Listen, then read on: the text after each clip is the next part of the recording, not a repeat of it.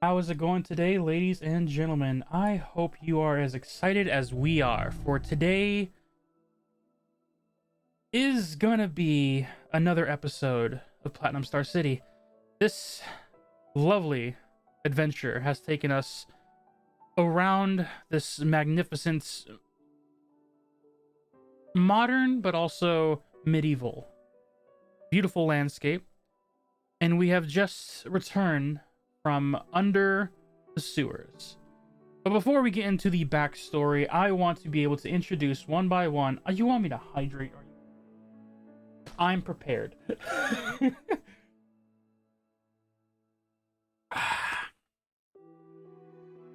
We're going to introduce our characters one by one. So, without further ado, let's start at the very top of the list. On the top right of the screen, which is basically where I pointed to on the camera, Sam Karras, would you like to introduce yourself and your character?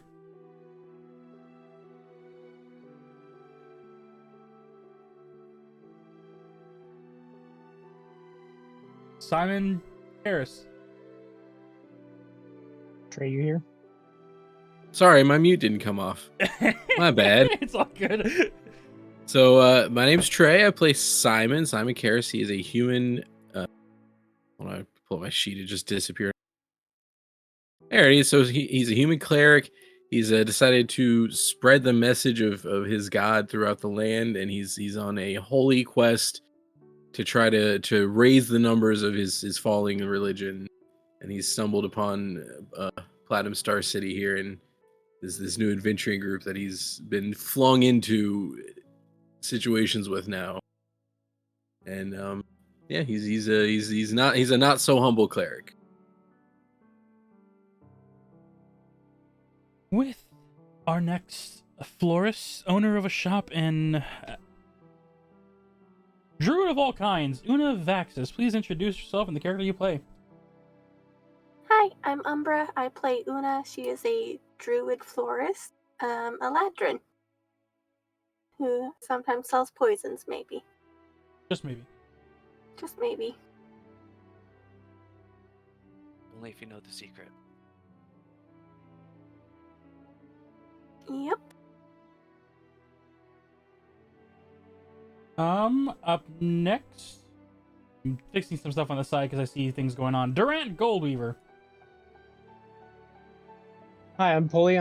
I play Durant Goldweaver, a paladin for the Church of Palor, and current bodyguard of Timothy Thornberry.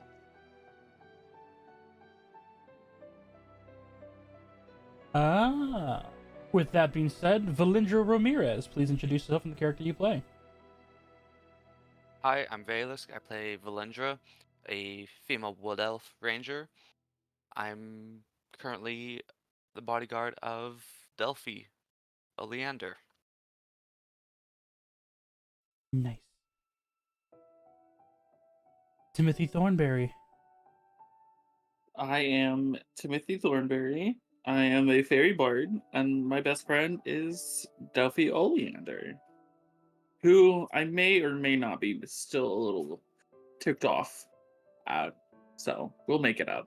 Episode 6 is live on the YouTube channel. That one guy plays. I'll try and put a link in the text chat when I get the chance. But, yeah.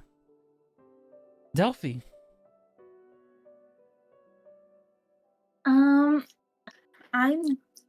I'm a fairy wizard. I'm a princess of Thistlegrove. Hold on. And hold on.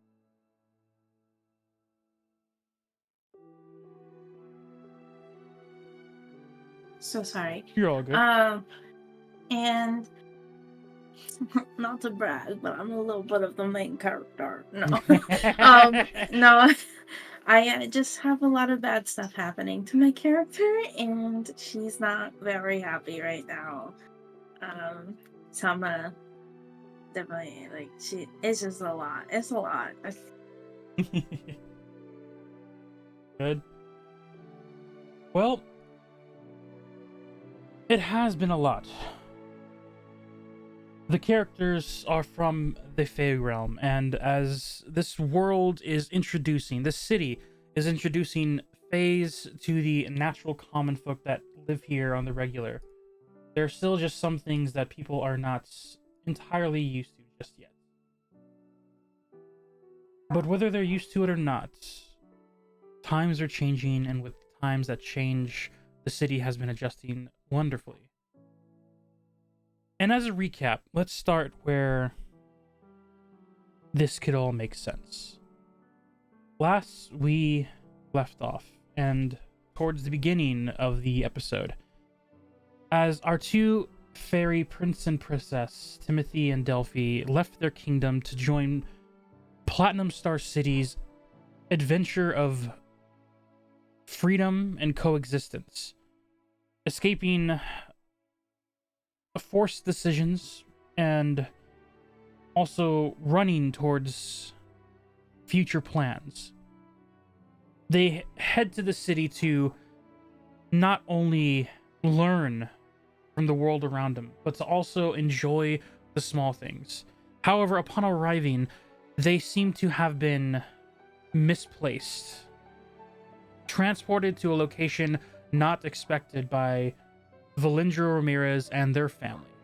Instead of being in a safe space, they were teleported in front of a clock tower where a high elf decided to use a sinister tactic of kidnapping these two royal family members, these Fey fairies. After their plan failed, they were later rescued by an individual known as Theo. Goes by Theodore, and he is the owner of what is known as the Woods, a tavern slash club for all Fey creatures to be welcomed and safe. After the incident took place, one by one, though fate has intertwined them at this point, the group had met each other throughout the years of them being here. But while they were here, troubles did not go away. An incident between a minotaur, a crocodile, and a snake individual barged in through the woods during a performance night event, causing trouble, letting know that danger still lingers. And as the group was able to fight them off, more strange things have been happening over and over again. The kidnapping of Fey children, the rumors of a monster that dwells in the sewers. As the group caught wind of this, Captain Goldpaw, a Leonin and captain of the Enforcers, the police of Platinum Star City, has encumbered two warriors, Durant Goldweaver, a holy paladin, and Valindra Ramirez, a new member but still very powerful leader of a elven ranger squad. They decided to go investigate and hunt down the monsters with a adventure party group that they have grown to know, a deer beast folk that they have appropriately renamed Moose, and he accepted his fate. Only recently did they realize his real name is actually Dagadin. As they all gathered together, their two teams, Dagadin's two party members, a humanoid-looking fox beast folk, normal Caucasian-like skin with a red fox and the hound tipped ears and tail, as along with their cat beast folk individual, white and black fur moving all across, and a sword and shield at her available ready. As these three members of Dagadin's team, along with our party members, decide to search the sewers for this alleged monster, things escalated quickly and painfully.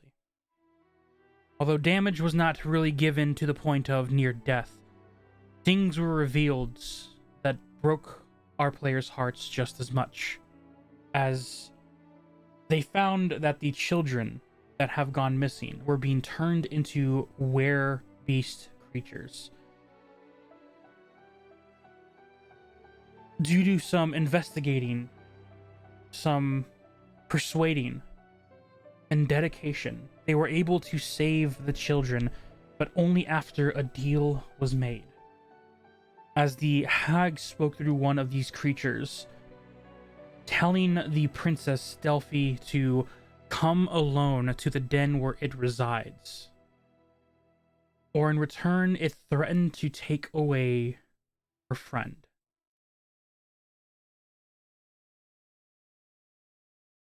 A process of hard choices was finally made, and a deal was struck. As Delphi headed to the dark, muddy cavern where this creature resided, one by one the children returned to normal. She directed them to the enforcers and the group, and as they were each saved, Delphi met face to face with this mutanoid rat. Multiple creatures crawling around its body, making one whole one. And this is where she learned the heartbreaking truth of why she is being targeted. Why, ever since she arrived, there's been multiple attempts at her capture. Where she learned she was a bargained child. Her mother, according to the hag, made a deal to give away one of her children so that she could find happiness. However, it sounded like things didn't go as planned. The child was not given. And in this desperate time of this hag creature closing in on Delphi to regain what they believe is theirs, unknowns to her but known to the group, a new deal was made between Captain Goldpaw and a woven beastfolk known as Xanagar. As the deal was finalized, the humming of his musical tunes encaffeinating and darkening with the shadows around him,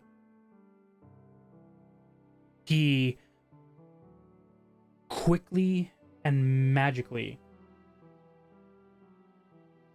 appeared in front of Delphi and the hag sensing the magic and the sheer ferocity of this new woven creature, fled, scattering into millions of rats and sending itself into different directions. Delphi was saved. And as the woven creature helped escort her back and before he went back into the shadows, a simple advisory, a warning was given from Xanagar to Captain Goldpaw. Hold your end of the deal, for he now belongs to darkness. As Xanagar vanished into the shadows, the rest of the group finally made it above ground. Tensions were still high, but they were all alive. The children saved, and the monster seems to have been chased out of the sewers. After a long rest, our heroes leveled up last game. They are now level 3. And we reach this beautiful morning.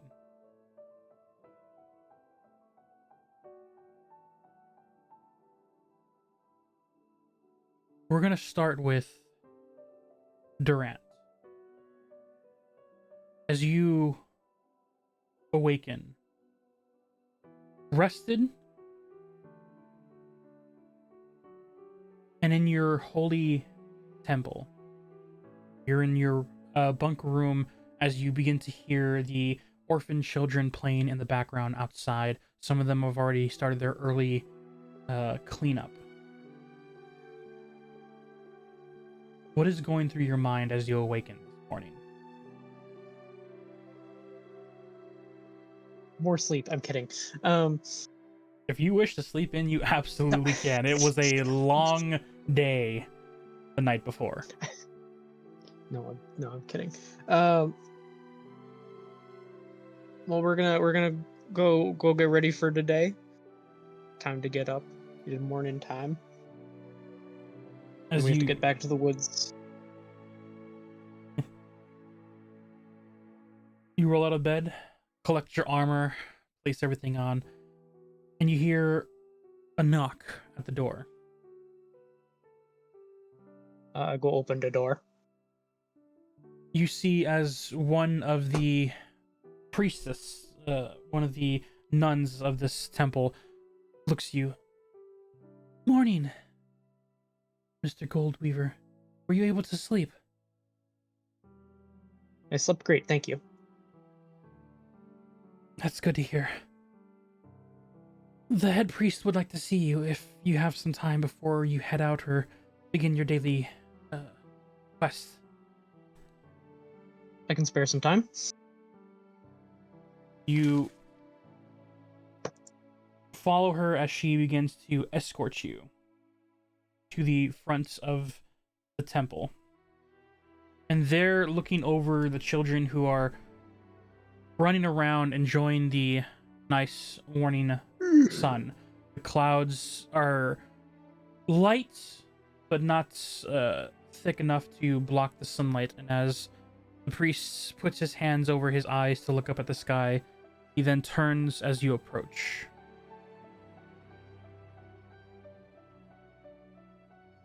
Thank you, Priestess Paladin. You may go. Of course. She bows to both you and the head priest and begins to head back inside. As he looks over to you,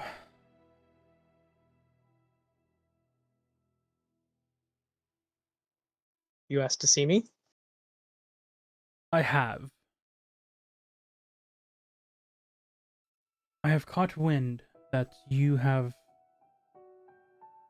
well, successfully, with the help of others, gotten rid of a major, dangerous evil that lurked below our city. You do I don't know if Paylor proud, Durant. Thank you. I don't know if we succeeded necessarily, but we did get them to leave for now. At least go back to the shadows. The shadows is where darkness loves to hide. But at the same time, the bright lights that you and your compatriots have shown in the face of all this evil is something to be proud of. And I know for a fact your family would be proud of you. Thank you.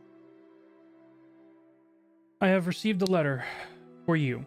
You see him hand over a lettered with a reddened seal over the lip of it.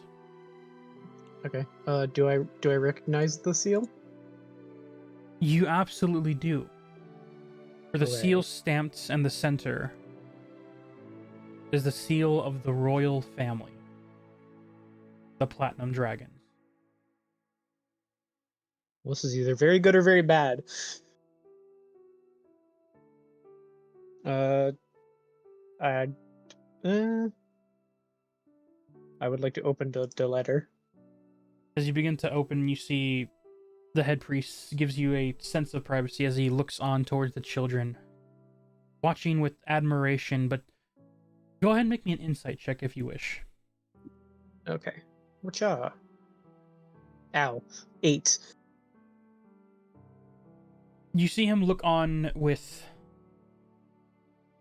almost a parental guardianship, more vivid than ever, especially with the news that this creature took children or just simply doing his natural duty as just being the head priest watching over his sheep.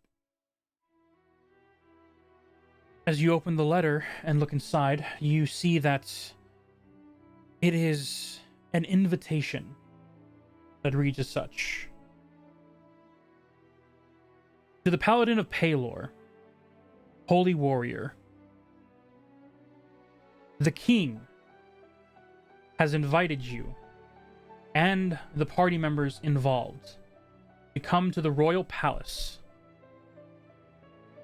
for honor and recognition for not only the lives you saved, but the city you protected. The date reads that it will be tomorrow around high noon. Well, that's a little bit short notice, but you can make that work.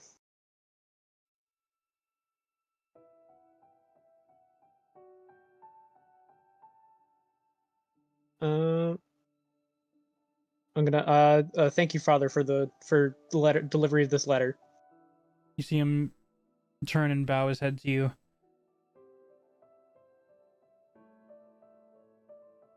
I will bow back and start leaving. As you begin to walk, you get about 10 feet before the head priest. Durant's Goldweaver. Yes.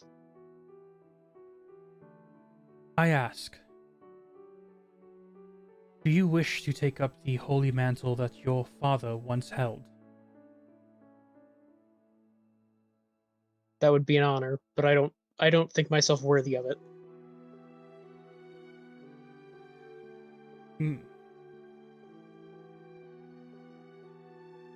If you do believe when the time is ready that you are worthy, you are free to speak to me. You will get the proper blessings from Palor himself. But nonetheless, go knowing that you are still doing his work.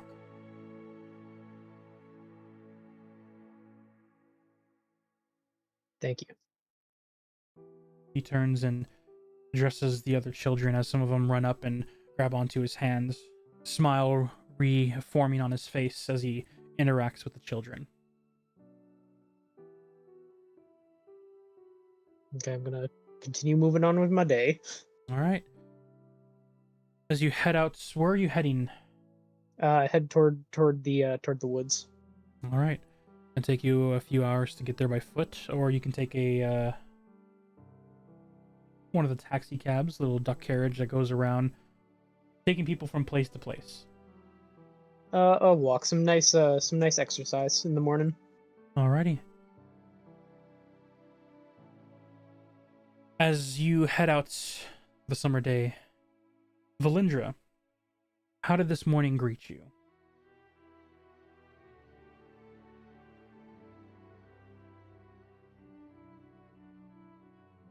She wakes up and starts remembering the previous night. The flashes of memories, the battle,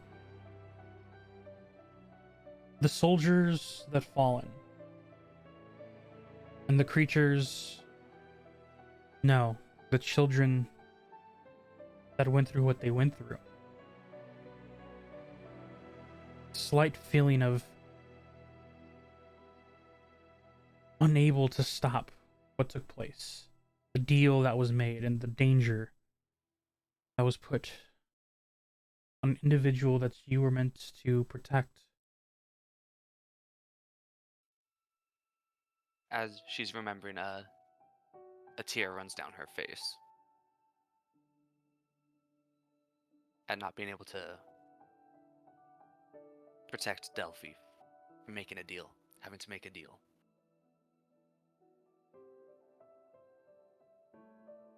As these thoughts begin to cloud, you hear the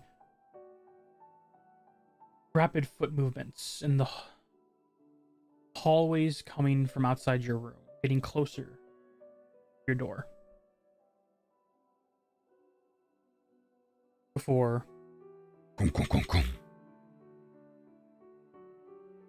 Valendra will get up out of bed and go open the door. As you open the After door, wiping away the tear. at the very front, you are met with the eldest son, your older brother, Geoff. Morning. Are you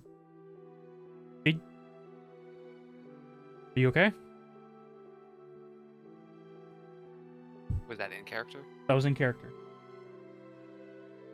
I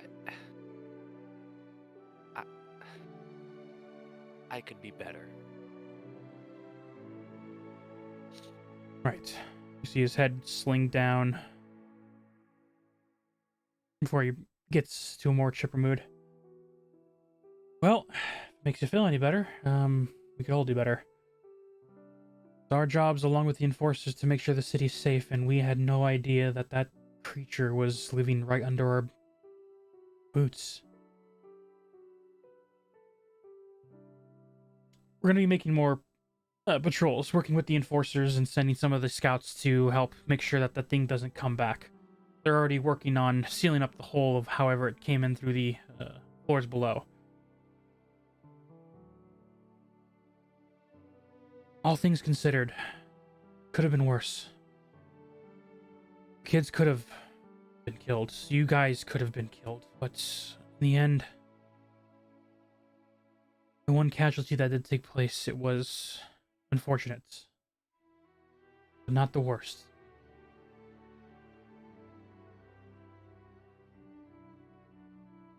It still doesn't feel good. Well, as Dad told me on my first mission that I failed, hold on to that feeling. It's, helps encourage you to do better next time. That's what he told me anyway.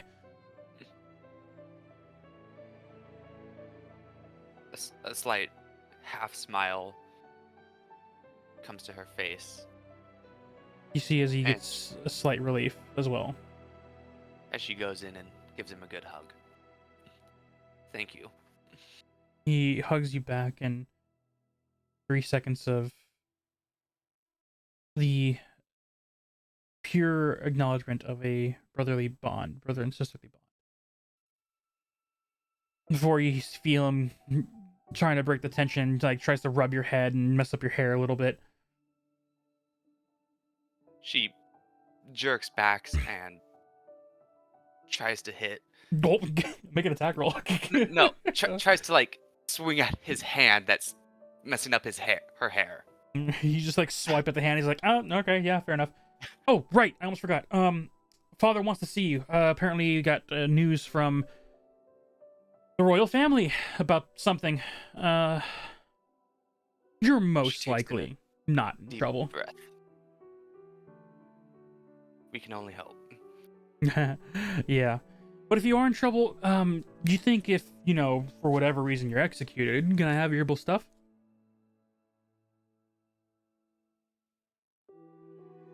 This time she makes a push. Like, she tries to push him away.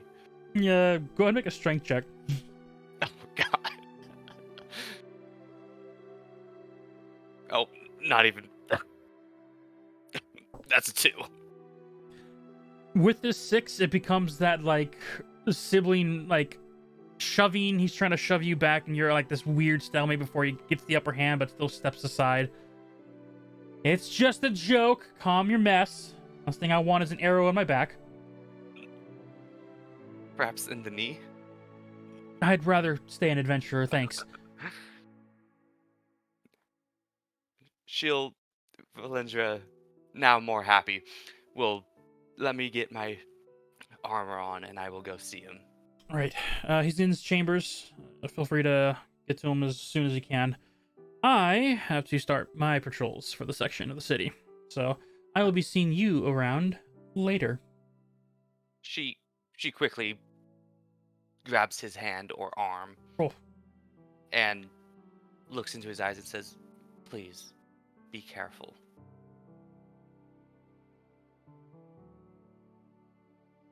Oh, I will. Don't worry. If that thing ever decides to poke his head again, not just going up against a small group this time. We have our entire ranger force and the enforcers patrolling with the citizens that are cleaning the sewers, so it ain't gonna be so easy. But I will take care. Thank you. And she'll close the door. You hear the heavy footfalls of the boots to the almost polished granite floor as he leaves. One moment. As the door is closed, her smile falls off her face and just sadness takes over again as she starts getting dressed. After you finish and head out, you head straight for your father's office. I do. She does. Heading out through the hallways, you see and hear the movements and discussions amongst the other elven individuals. A couple of the human and beast folk are in deep thought and work with the magical items created. You hear your grandmother in the distance also barking orders. Vega, your grandfather, trying to help coordinate the secondary of your mother.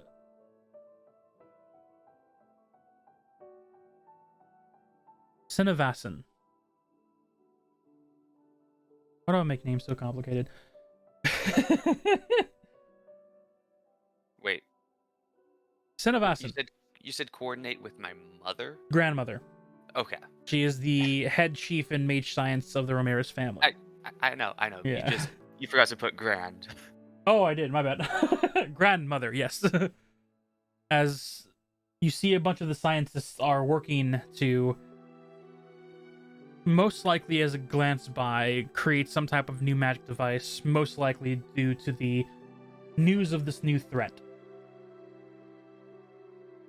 As your grandparents are hard at work, you move down the hallway as you hear from one of the conference room a roaring speech of a plan being made through the closed doors. You hear the muffled sounds of your mother, Katrina, commander of the archers of the Platinum Army, giving what sounds like a plan of some type.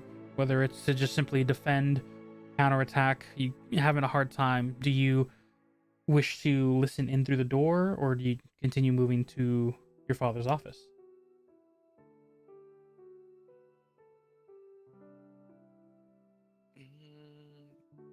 I'll continue moving on. Moving past the door, you see a couple of workers, humans and others, see you approaching, step aside, give you a small bow before heading back to their whatever they're doing, conversations, calculating, or bringing supplies. The scientists that are working in the lab with your grandmother. As you finally reach the office, the doors are closed. You see the engraved symbol on one half of the door, the multitude of elven warriors in the air, arrows pointed downwards. And on the right hand of the door, the many monsters below, being ready to be pelted with the arrows, the symbol of your family crest. What do you do? I give a good knock. As the heavy of this metallic door, you knock on it. Thump, thump, thump. Enter. You push the door open. And inside you see as your father is currently buried under a good stack of paperwork. He's behind his desk. You see the magic quill moving to words that he is currently saying. Magical text to speech to text, however you want to look at it. Before he stops and waves his finger and the other falls.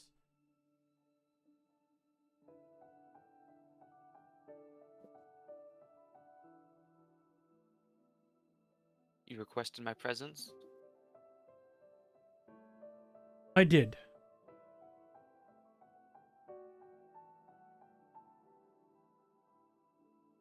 I want to start this with... Who am I kidding? You see him march towards you and grabs you and wraps you in a hug. She'll immediately hug him back. Thank you for coming back. If we would have known just how dangerous the situation was, we wouldn't have taken it so lightly. We didn't know it would use children as experiments or any of the dangers. We were told it was just a single monster, so we thought the group of you and the adventurers should be able to take on one hag that had to have been weakened. Should have known better.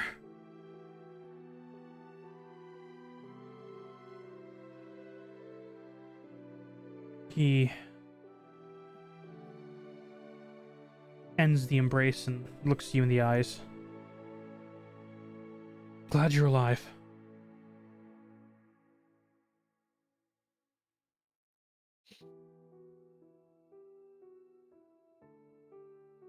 I am too. I just wish it didn't have to come at the cost it did. I heard from Prowler. He told me that Princess Delphi made a deal. But it was acknowledged. It was finalized. She went alone. And he informed me that the Dwellers of the Dark assisted in helping her escape. Can I make an insight or perception check on that? Make an insight check. What are you looking for? I wasn't there when he made the deal. So I'm curious of what she sees when he says that. Go ahead and make an insight check for sure. That will be a 15. You see him, and the expression on his face is immediately just the regrets of sending not even just a soldier, but his daughter into that hell that could have been avoided or even prepared for better. You see no sense of deceit. He seems to be straightforward with the explanation, like if it was given by Prowler himself.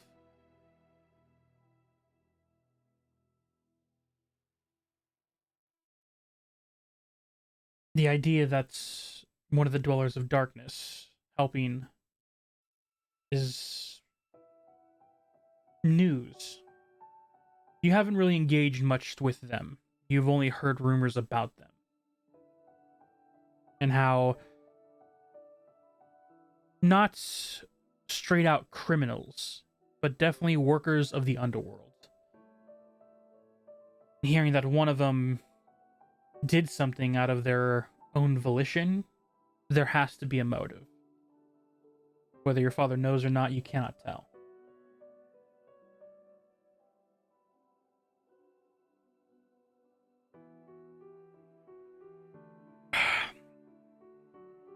As your father... Nonetheless, I need to tell you two things. First and foremost, we have news that's the same Dwellers of the Darkness.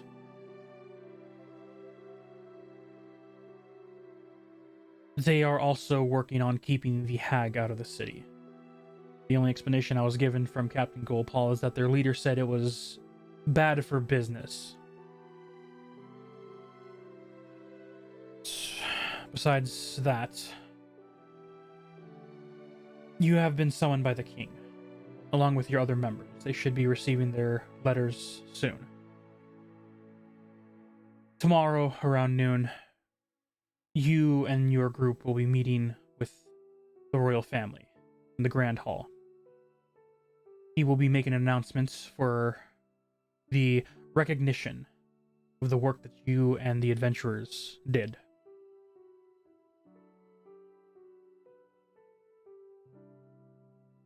there's going to be the reward, naturally, that the guild had for locating the 6 children. That'll be split evenly amongst you all, along with a request of probably knowing the king of what he could give you all as a reward.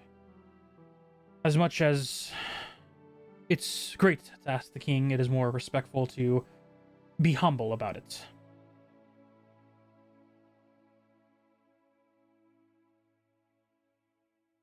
I understand. Go ahead and be addressed in the your more militaristic uniform. This is less of a actual meeting, more of a just announcement to the people of the city.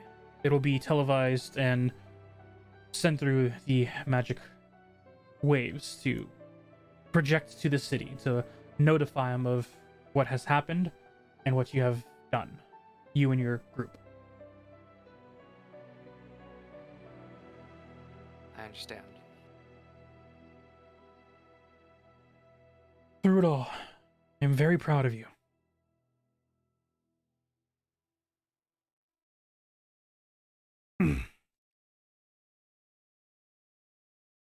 The days. She lets out a Yes. she lets out a small sigh of just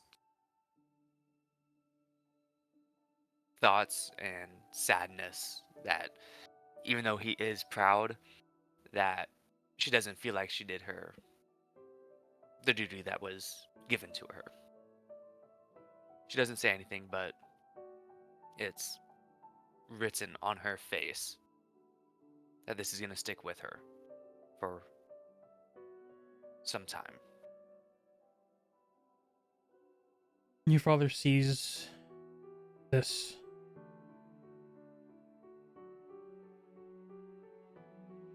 Well,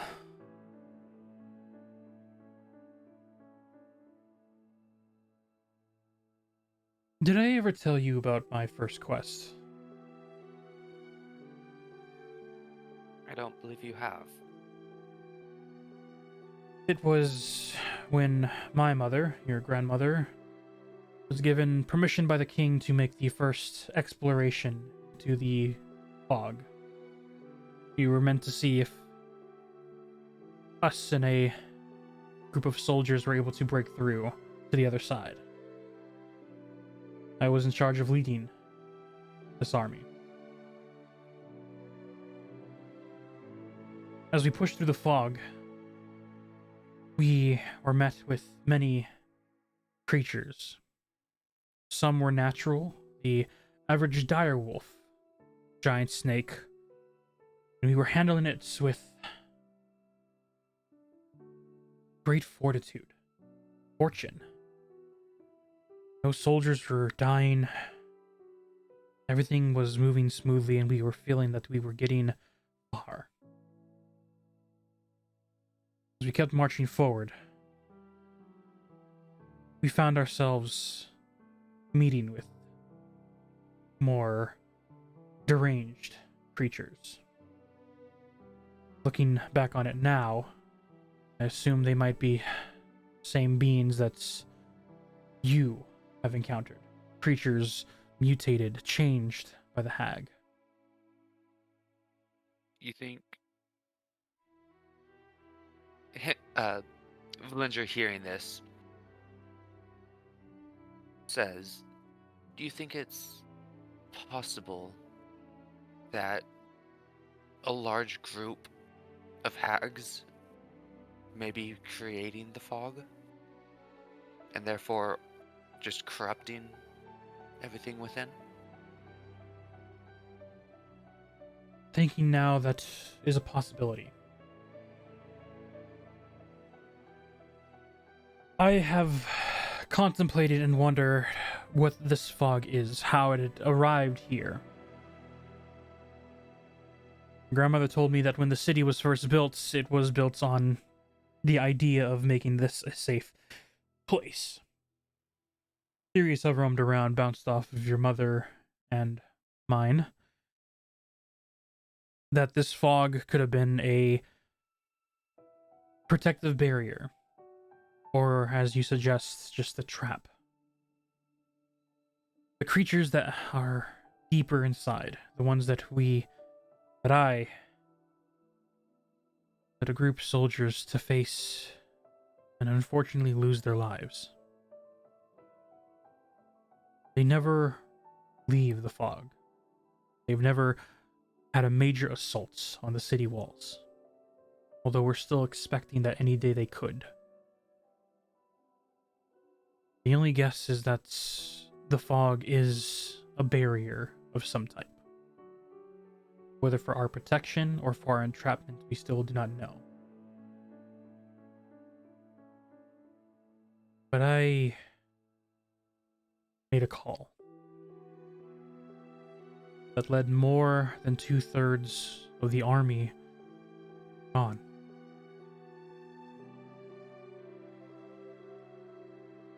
There is a sense of pain that lingers.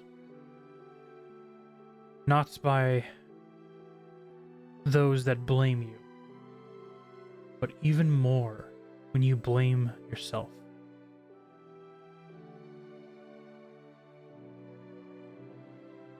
Take this loss with you so that the next time it'll motivate you to not do it again.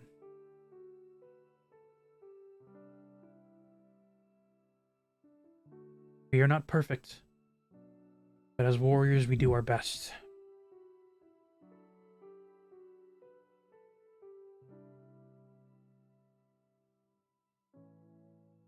Thank you.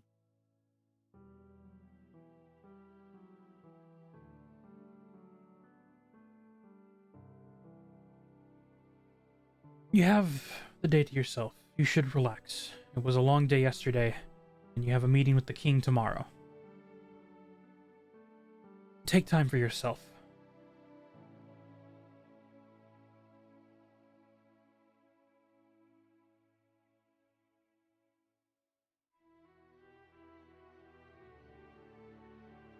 I think I will. I'll spend the day relaxing, whether that be in the woods or going out and having nice, quiet hunts. All right.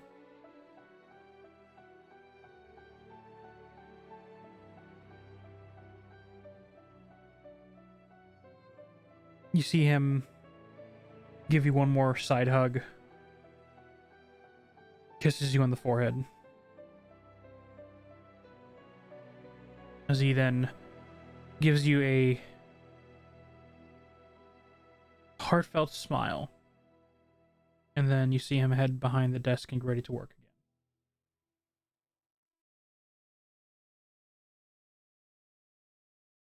She will give him a formal salute back before heading out. Before activating the arcane for the pen again, he gives you the salute with a more warrior-esque demeanor, which then changes to the heartfelt smile again when the salute is done.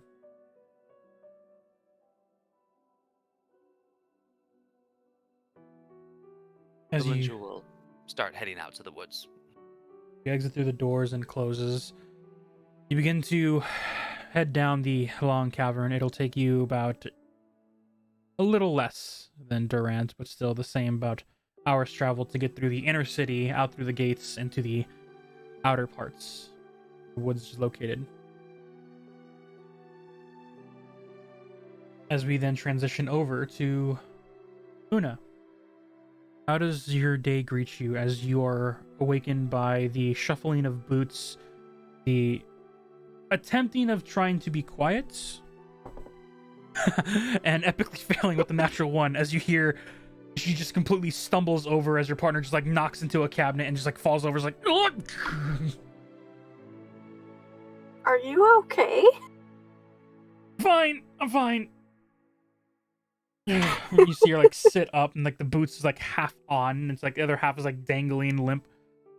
I've told you, you can turn the lights on. It's fine. I wanted you to sleep in, and you see her then like move over to the curtains and like just enough pull it open where the light shines through, not in your face, but just in the area. And you see her got her armor on, her sword's by the door, and she's finishing putting her boots on. You see her look at you through the dim lights that is shining through the curtains. I'd rather you wake me up than give yourself brain damage. I mean, that's half the fun, is it not? Being able to lurk in the shadows, see in the dark. I can't see in the dark. Yeah, that's some great lurk in there. I've had better days. I'm still recovering as much as you are. You had a very dangerous encounter with a hag that was in our sewers. You know, as a detective, you think there were like these things I would catch on a lot sooner. To be fair, I don't think anyone really saw that one coming. Yeah.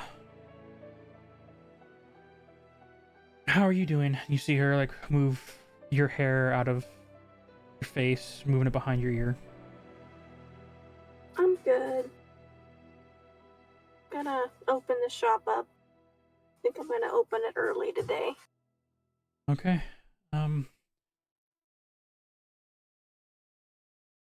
I have to ask something real quick. Don't take this the wrong way. Well, now you have me worried. I understand you have a side business going on, and I'm fine with it. We have been at the Adventures Guild getting more and more concerns about this rumored group that owns the darkness or whatever. Would you have any information? And if you can't give it, I understand. But any information of like identifying who I stay away from, who am I okay with talking to, in case they ever approach me?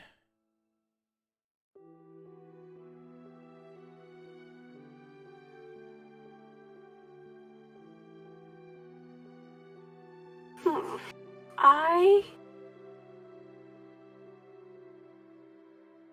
would like to think that with all of my customers, I have a good rapport. And I would think that they would want, should they want to continue business with me, they would know not to bring harm to you. So I don't know that you need to be concerned about who to talk to or not. Okay. So just drop your name, and they should not kill me or do any harm to me. Yes, and I will make sure that that message is understood. Lovely. Love it. Well, with that in mind, not pressing any further, I hope you have a good day with the shop. Feel free to call me if you need me. These sending stones are awesome. And she Very puts it in her helpful. pocket. I'm glad that I got them. Yeah, tell me about it. Because I would not know what to do if I've heard about all this after the fact that it was already being done. So, glad you were able to contact me. I'm glad that you were able to provide assistance so quickly. And, you know, even though I'm a detective, I am still also an adventurer. If you and your merry men and women and contrabands of all of your friends and party members, are you guys a group? Or is this just a thing that you'll just gather? I think we might be a group now. I don't think we were before, but at this point, I feel like we probably should make it official. Nice.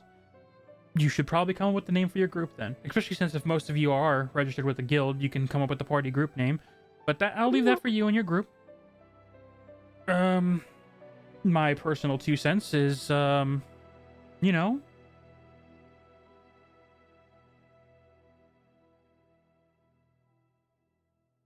the sunflowers. That's cute. I'll see what they have to say. I'll work on it. Love you. And she gives you a kiss and finishes the last of her boots as she heads towards the door. Have a good day. Have a good one. Once again, call me if you need me. And she You goes too. behind the door. You see her, she's getting ready to like quickly close the door before she like stops halfway and then politely closes it.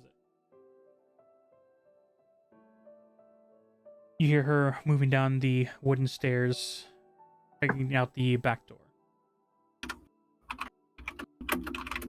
As the day is yours, the small dim light shining through the partially open curtain. What do you do? Simply Yeah, Una's gonna get up and get ready for the day and then go open the shop as soon as she's ready. And it's like eating breakfast and stuff. you go down, make yourself a nice meal, open up the shop, and as you look out through your door to the open city, you see that there are a decent number of citizens, shoppers still moves around, but it is a lot quieter. You feel a heavy air even though the summer day is peeking out.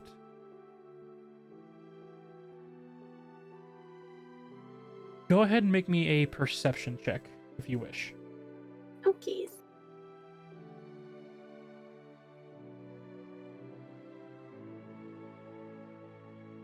$17.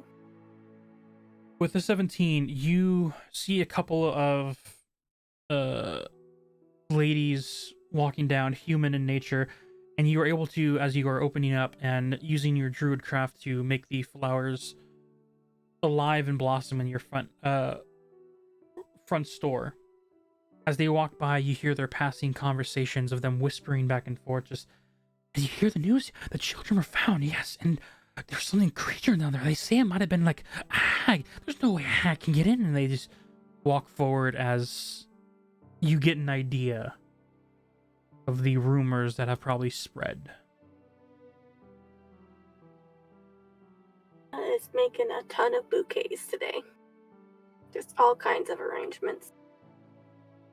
As you head inside your shop and you begin the different arrangements of flowers, fresh, new soils, new vases, pots, or whatever decor you wish to align them in. For the first hour or so, everything is quiet, fine. You have a few customers that come in and pick up a small little thing of roses or even some special dirts or fertilizer that they might need to help their already plants stay growing. For your shop, you would have gained a grand total of 250 silver for the day. Or for these few hours, to say. Still a long day ahead of us. How much? 250 silver. Selling up a good chunk of fertilizer and some flowers. And you said silver? Yes. Okay, perfect. Got that written down. As the customers leave one by one, you're then left there with that awkward 30 minutes of no one coming in, so you head to the back room, enjoy, or however you'd like to enjoy the open space time. Non-customers.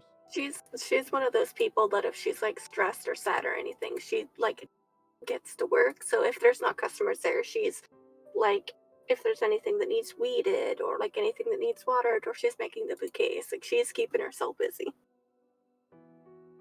As you are working at from a manager's position, a very lovely pace, keeping the store lively, fresh, and very clean. Well kept.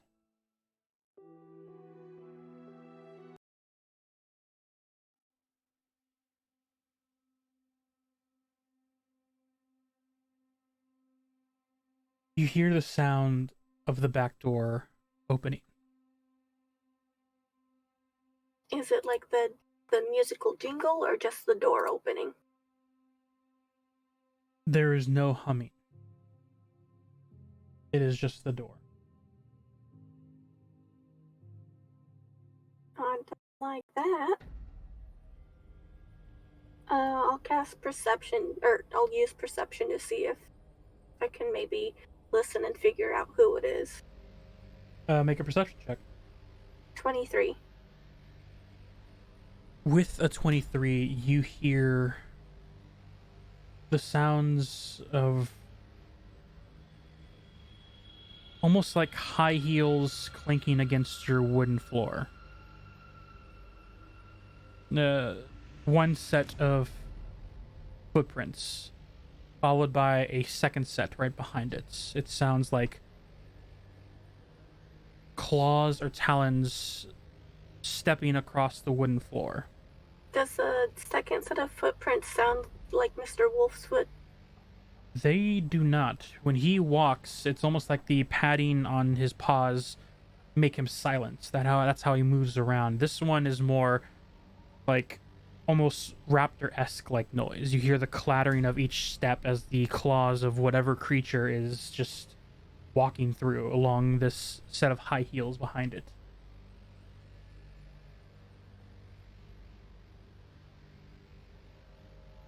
Okay. Before you hear a call out from the back. Sorry to make this a little sudden. I'm looking for the owner of this fine establishment. My normal transport's currently busy at the moment, so I couldn't just shadow on in. Una will head to the back. Say, I was just thinking about you. As you turn the corner, sure enough, you are face to face with as Xanagar introduced, the Empress of the Darkness. She has a surprisingly lighter coat on, almost like a civilian's clothing, but she has this parasol that she is currently spinning around of a white umbrella-like with spots of not flowers, but like a pink bud like patterns on it. And she's like twirling it back and forth. And next to her you see a crouched over, completely covered hooded individual except for the lower legs. You see two stick-like things coming out with these bird-like talons on the floor, and the hood pulled up is just one long crow or raven-like beak sticking out from the darkened hood. Do I recognize anything about them at all? You know of the Empress she had visited once before, but with the Xanagar. As for this crowed figure, he does not seem familiar to you.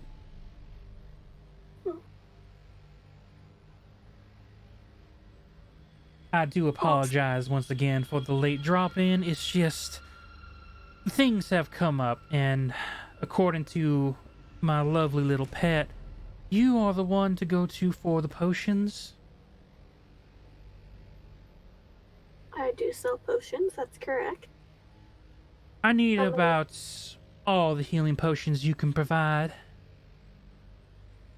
We're All of willing them? to compensate. Yes, all of them.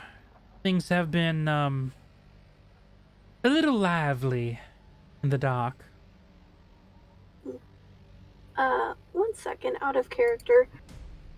I believe I gave one to Valindra, is that correct? That is correct, but you did spend money to buy more.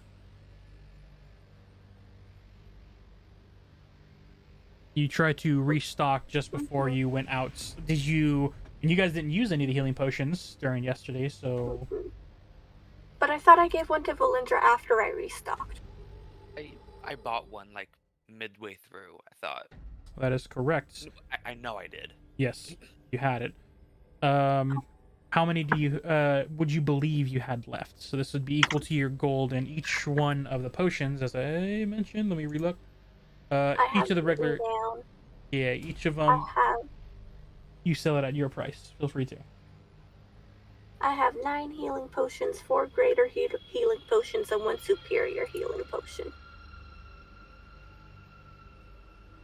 Okay. See. You see, as this Empress is sitting there twirling her parasol, she looks over to the bird folk. Try to get this right. 1 second. You see her turn over and go, Ulysses, please pay the kind lady for what we need. Super quick beforehand. Out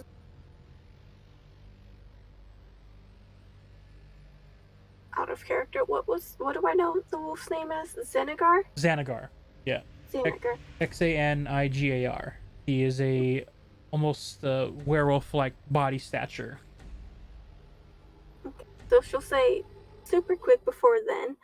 Xanagar and I have always had a wonderful business relationship, and I feel that you and I will as well. Oh, absolutely, darling. I do want to clarify, for us to continue to have such a great relationship, no harm comes to Elian. Oh, your partner. Oh, absolutely. I wouldn't dare have anything happen to her. And in fact, I can even double down and say if anything does happen to her, it will not be from any of my well-trained individuals. And if that does happen, we can send our men to go search for whoever did. You have been such a great help to my little pup that I am oh so comfortable showing myself around you, dear. I just got a 23 for insight. Is she full of shit? With a 23, there is a earnest in what she's saying. She is being truthful, but you see there is a sinister aftermath of what she is speaking. This is the energy you get from a mob boss that you are in current favor with. You feel that there will be no danger that comes to her from her group, and that same notion, the comment she just made of if anything does happen, her group will take care of it, is the equivalent of we'll find the person who did it, and no one will find them ever again. Okay. Una smiles. Sounds like a plan. She'll hand over the potions. As she hands over the potions, you said 1 greater. I have 9 regular, 4 greater, and 1 superior.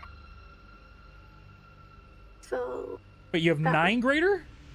No, 9 regular. 9 regular. 4 greater. Okay. I was like, dang! Okay. So that's 75 each for the 9 silver pieces, 2 gold for each for the greater healing, and then 6 gold for the superior. Oh my, you do know your stuff. Well, with everything said and done, she looks over to the bird-like individual. By all means, Ulysses, you can pay her now. You see as the bird folk steps like 2 claws closer, still 5 feet from you, and you see the interiors of his coats begin to slightly ruffle and move before you see 2 feathers, the quill end poked into a small satchel as the feather seems to hover as it drifts in the air, levitating through you through this magic feather. Blackened in nature, but you see at the very tips there is a red lining. As the decently sized money pouch, do you take it out of the air? Yeah, As I'll pick it up. it lands in your hand, you see as the feather pulls back and unpokes itself through the bag. As the bag gently opens up enough so you can see inside, you will be paid what you ask. As the feather then flies back under the coat. As the Emperor speaks up again. Is the potions ready immediately, or do we need to give you some time? They're immediate. Like, Una will hand them over. She's got them available. You bring over the crate and you set it down. Oh, you are just amazing. No wonder he loves coming by here so much. Well, we do appreciate your fine patronage, and if you ever need guidance in the darkness, all you have to do is ask, dear. Ulysses. She turns around and gets to walk out the door. You see, as the cloak flutters a little more this time, you look on the interior and see this just enough sightseeing of this bird-like folk. The eyes fluttering through the hood are almost completely whited out as 6 feathers fly out, and you see each of them stabs into a corner of the crate before it lifts, and you see as 2 feathers below, 4 on the sides, it flies and hovers next to the bird folk. As you hear the clattering of this creature then turning around as the 2 of them are beginning to walk out the back door.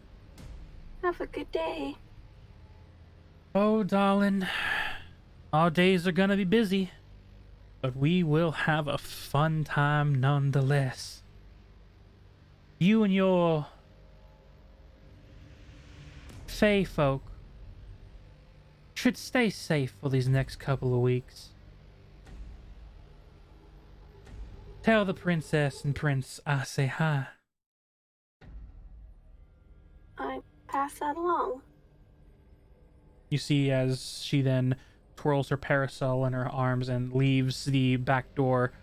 2 more feathers leave the under the cloak of this creature as the crate finally passes the door threshold, as the feathers will latch onto the door and gently close it behind them.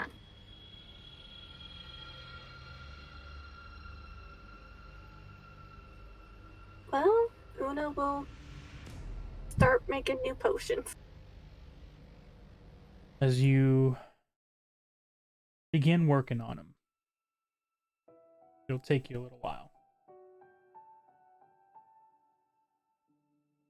As you spend your time for the next few hours working on those, I want to replenish the stock so that I have 10 regular, 4 greater, and 1 superior. absolutely. Go ahead and spend the coin that you just earned to go ahead and make more. I know you gave you the one for the regular. Do you have the prices for the other 2 as well?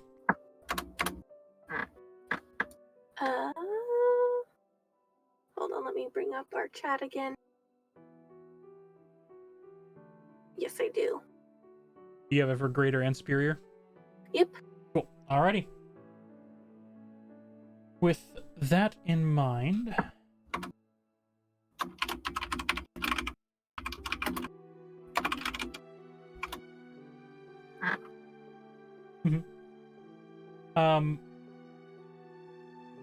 the rest of you at the woods as we shift over. The morning, yes. Just when you have a quick moment, I sent you DMs to discuss something so I can know before I get to that point. Got it. Okay.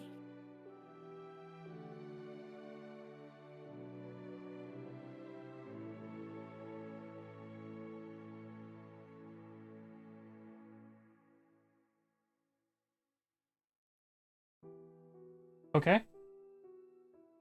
Do you? It's at the. According to your text, it's at the Ramirez house. Do you want the Ramirez house, or do you want it with you now?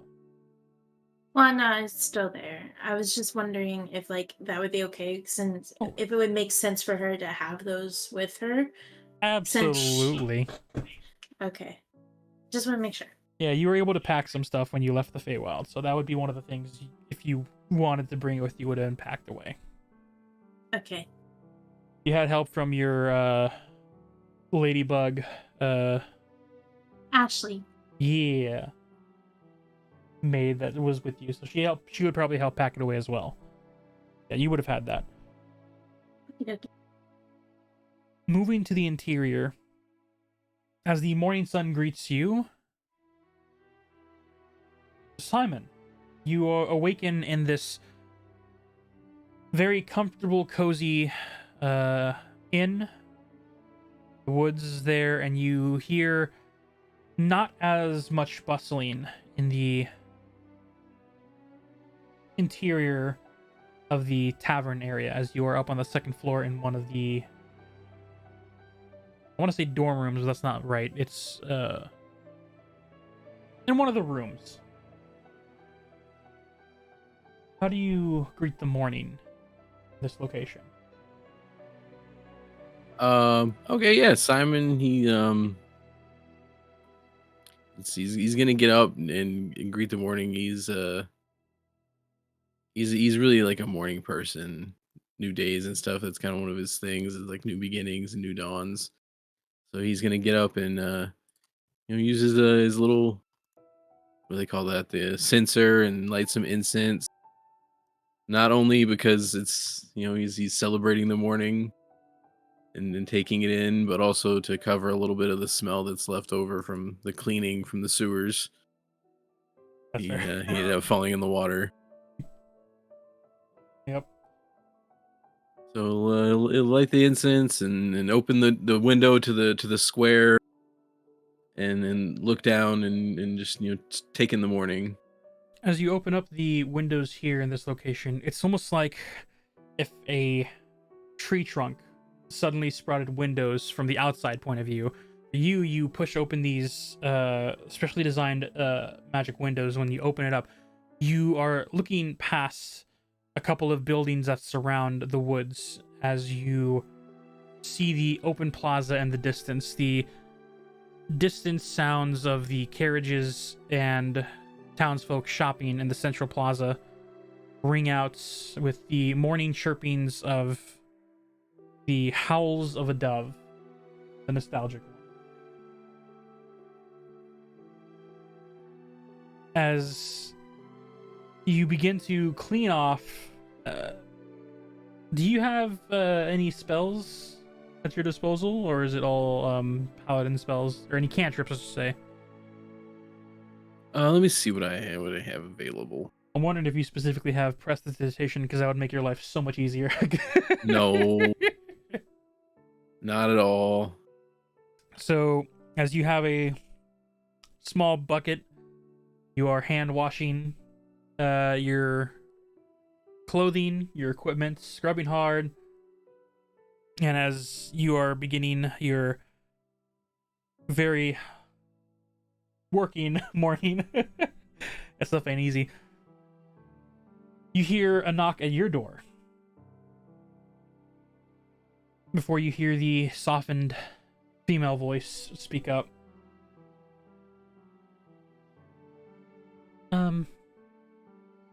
Simon, are you okay?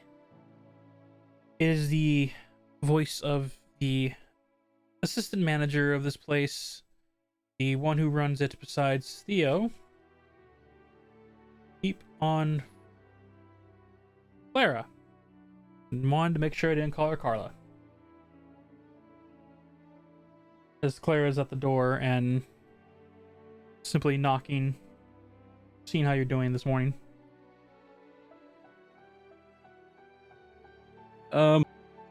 Yeah, I'm doing fine this morning. It's just have some cleaning to do from last. Don't come in right now. Hey, it would be fantastic though if you could get me that cup of the tea, your Oh. favorite tea. That would be lovely. Absolutely. I'll have it sent up, and we'll leave it. We'll leave it on the side of your door. Make sure it doesn't get knocked over or anything. You hear the distant footsteps as she heads back down. As the heavy scrubbing of your clothing, trying to use the soap, the water to scrub off. Remembering the sense of what happened. Falling in the sewers, hearing all this chaos take place, the monsters roaring in the distance, and whatever that creature was that you and the others saw in the distance that snatched up the soldier.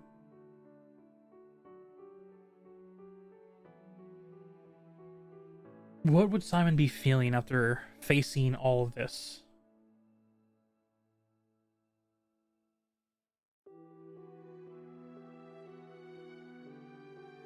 He certainly feels there's something going on here in this city that is more than what's on the surface.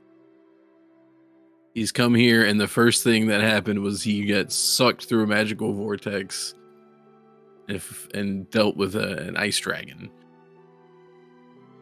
And now he's hearing of a creature controlling the children and possibly sacrificing them.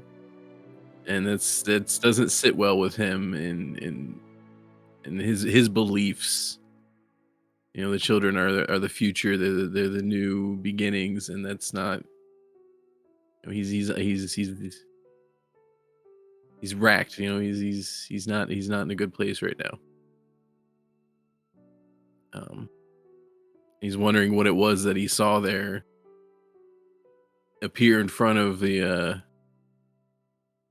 captain of the guard and then disappear into the shadows before these kids just start pouring out. Reliving all these memories, scrubbing, you hear the, once again, knock on the door. It's on the left-hand side of the frame.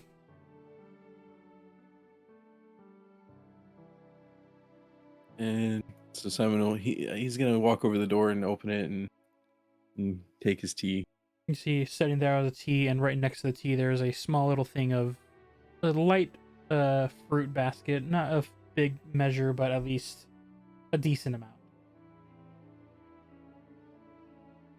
Simon's gonna look down the hallway, peer out from the room, look left and right, and see if there's anybody there.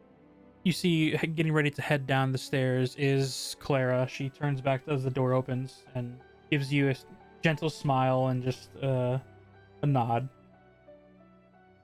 You should eat something too, dear. Simon winks at her and takes the fruit basket and the tea and goes inside. As you enjoy the morning laundry day, the room across the hall.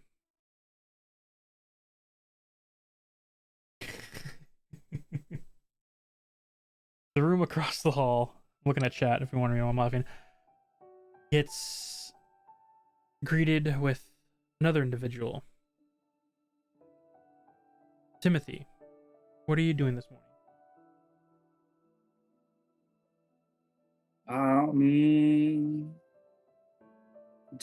Timothy at this point in time is just in his room, going over everything that happened the other day, with all the sewer and the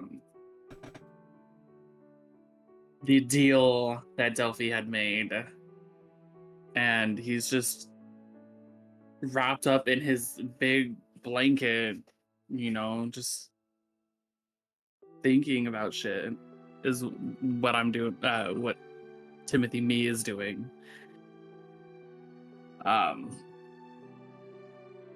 As you sit there for a while, after some time, you hear once again a knock on your door. Come in. The door opens and you see Clara poking her head in. How you doing? As good as I can be, I guess. Yeah. Theo got called away, so I'm just wanting to make sure that everyone here is doing all right. I already visited Simon. He's up. Got him a cup of tea and everything. I'm wondering if you want any breakfast. I'll take a waffle.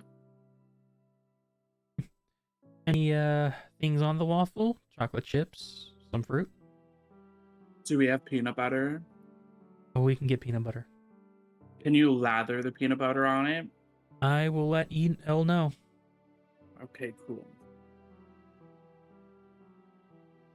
But other than that, I think I'm just gonna stay in here for a little bit longer.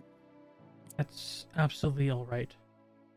If you need someone to talk to, I'm free for now. Okay, cool. Just come look for me. I'm gonna get that order in. It should be here, and then I'm gonna also check up on Delphi. Okay. Yeah, she like smiles and walks out the door. You hear her footsteps go back down the stairs, like clattering against the wood. I throw the blanket over me again. As the blanket goes over you, lay there, and the flash of images. Once again, the child that was a were creature, the sense of this hag creature speaking through this other mutant child. The deal that was struck to save you at the cost of your friend's life, or what could have been. That shadowed woven creature. Just the chaos of it all plays over and over. Timothy bursts into tears and cries. You wrap yourselves in the blankets, tears streaming. Takes about 10-15 minutes before the knock at the door. I quickly stop crying. Come in. The door opens. Hey. Hi. She goes next to a small table that's set next to the bed. She sets down the plate of very well mixed peanut butter waffles. A small cup of milk. As she kneels next to the bed you're in.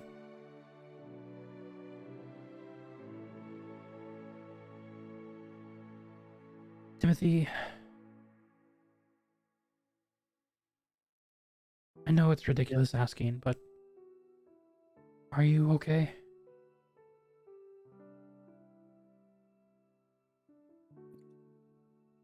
Do you want the truth?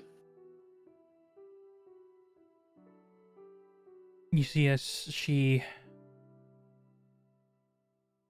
looks at you, you see the whatever she's thinking of could be memories, could be thoughts of how to comfort, but at the end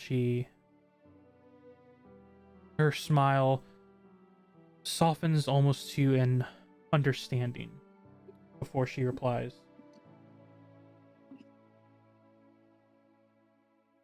When Theo took me in to this place, he let me know that it was made to help keep people safe. He told me that he and his wife at the time created the woods so that not only Fae, but all people can feel like they can get lost in the joys and wonders that nature intended. It's supposed to be a place where you can rest and lay your head. But it's also a place where you can find others just like you, that you can find comfort. I can't begin to understand what you and the others have went through. Facing whatever creatures that were down there and being forced to make horrible decisions against what you wanted. But now that you're here, we will do our best to keep you safe.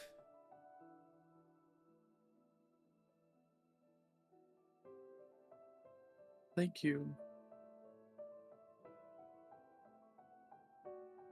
Whenever you're ready, you can talk to us.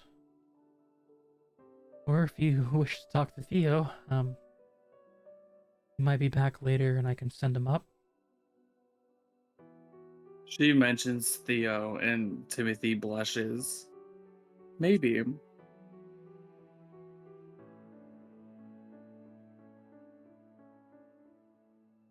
Are you willing to hear the biased opinion of a assistant to said Dragonborn?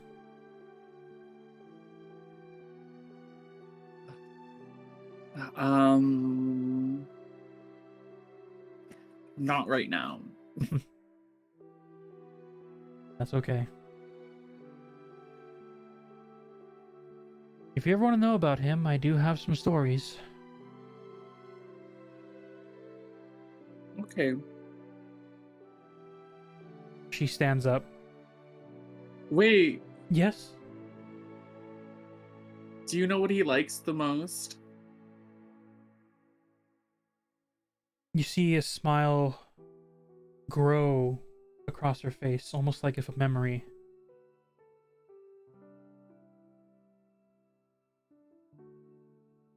He likes it when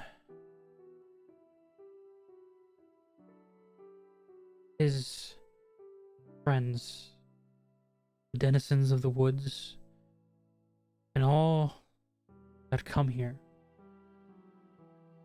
find a genuine smile grow across their face.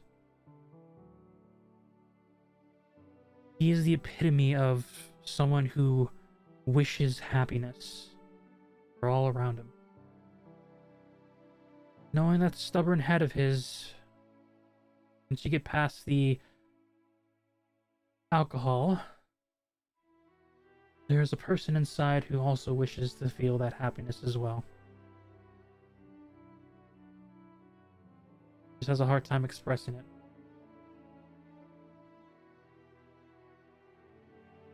Thank you. Enjoy the meal. Feel free to get some rest. I might. Feel free to call me if you need me. You got it. She turns and opens the door, looks back one last time, gives a reassuring smile before exiting. You hear as her footsteps move over to the next door. Slightly prior to this, Delphi, how does the morning greet you? Delphi is in her bathroom. She doesn't have her circlet of steaming on, so she's in fairy form, and she's like looking up closely at the mark on her chest, and like her eyes look wet and red, like she's been crying. And she kind of like wipes her face, and then she grabs her circlet of steaming, and I'm pretty sure I can do this, but when she puts it on, she looks like her human form, and there's no mark on her chest because She the illusion absolutely is can. So she's hiding it, and she like, grabs a book, and she starts to, or she leaves the bathroom and goes over to like her stuff and grabs a book and goes towards the door, to like go downstairs, and she like opens the door. As you spent the time casting the seeming, getting dressed, as you head out the door, you see as at this time, Clara leaves Timothy's door and looks over to you as you exit. Good Good morning. morning. Oh, good morning. Would you like some I breakfast?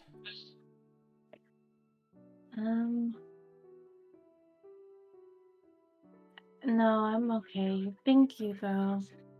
No problem. It,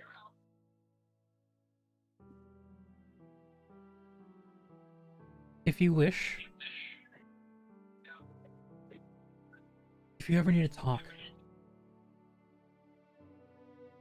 I'm available.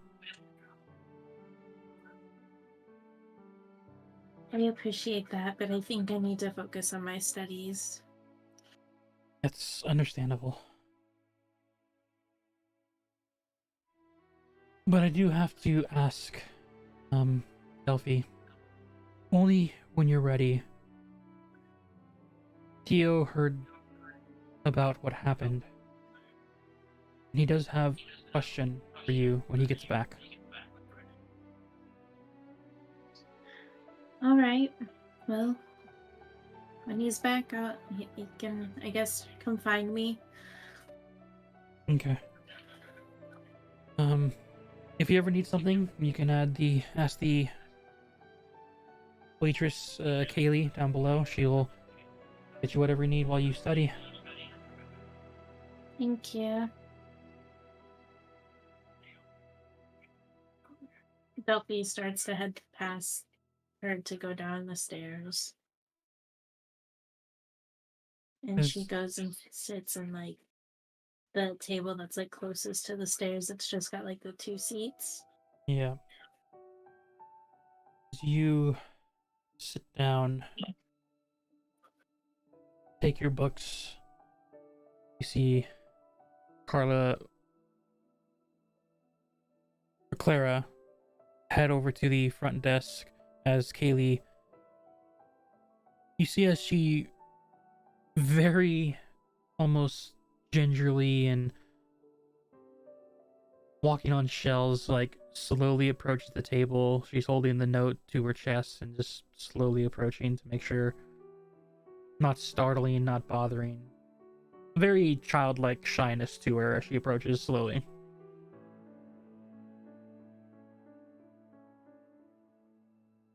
Delphi. Hi. Do you want Good anything morning. Morning? She chippers up a little bit. Do you want anything to drink or eat while you study? I don't want to bother you too much. Can I have a bottle of raspberry wine, please? Yeah, I can get that.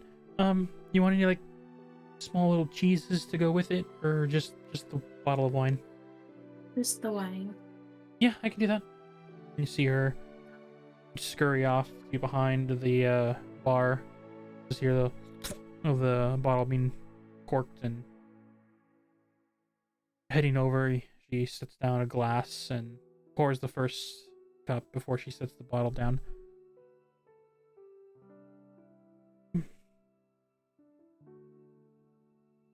This quick silence. You see the expression of wanting to say something, but just doesn't, and walks off.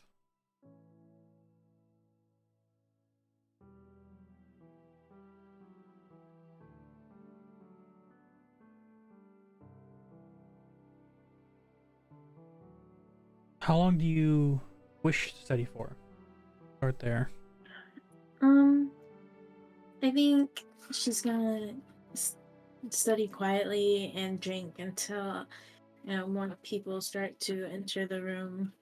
But for right now, she's just going to bury her face in her book. Sometimes shedding a tear, but trying to make it to where no one notices. The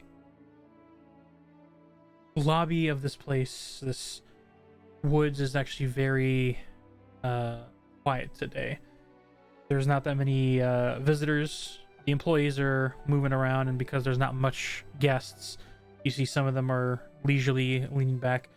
You see the angelic individual, the one who introduced herself as Quindell, and you offered to go to the library, is sitting in the background, just almost playing with the small little arcane lights that are dancing around one of the lanterns, the butterflies that are zooming around. Claire is working on the books and finances of the place, it seems, as the other waitress and staffs are just hanging around a bar. As you work on your book for the next hour and a half, at this point, you've scrubbed as best as you could, Simon. You got the good chunk of smell out. You have the smell of soapy water and everything on the clothing as you hang them up to dry in the light, the sunlight's weaving through. Do you do anything, or do you stay in your room for the meantime? Yeah, Simon's gonna go ahead and exit his room and go down to the lobby and see just near the general bar and see what's going on, see who's there. At the bar, you see that there is the waitress Kaylee, the coyote-like beast folk. You see Elle has stepped out of the kitchen, a rabbit-like folk with different spots. He has black patches, a blue patch, and a red patch on his naturally white fur. They're both talking behind the bar and just casually there. Clara's working on the books, and as the door opens as you begin to head downstairs, she gives over a glance, a smile, and a nod before going back to the books. And on the far right corner, you see this angelic-like figure, white wings along with a halo over her head, as she is just like playing around with some butterflies, carefree almost. And then you see on the far left-hand corner near the stage and the staircase that leads up to the other side of the building is Delphi, very engaged in her studies right now.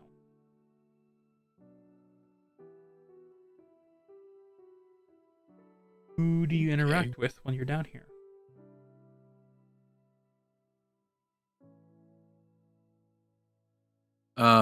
Simon's gonna go down and sit beside Delphi and just ask her what she's reading. What do you have there? What are you looking at? Delphi kind of like glances up for a moment, like after taking a second, and realizes like, oh, he's talking to her, and she's reading about the pulley system, or she responds, it's a book about dwarven devices, and I'm reading about the pulley system they use to build the stones for the walls of the city. And then she takes a drink of her wine and just like looks back at her book. Engineering. I'm not a. I'm more of a history and arts kind of guy, but She looks up at him and goes, "It is history." And oh, okay. Simon kind of gets up and slowly walks over to the bar. As you head over to the bar, this map was at least as least messy as possible for the stream, but it is currently packed with tokens. Sec chat.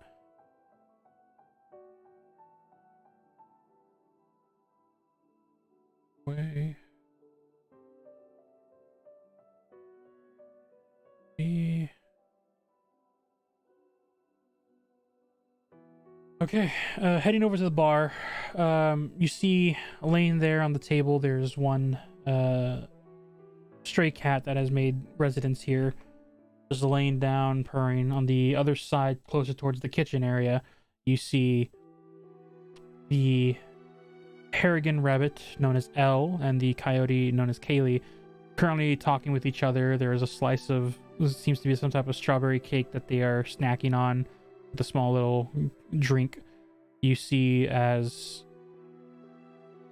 Clara is at the front working on books, and the angelic individual is in the back left corner on a bench. Is there anyone in particular you engage with? Oh, we're definitely petting the cat. As you go over and start petting the cat, it's just... Make me an animal handling check. You have advantage on this because it's already relaxing.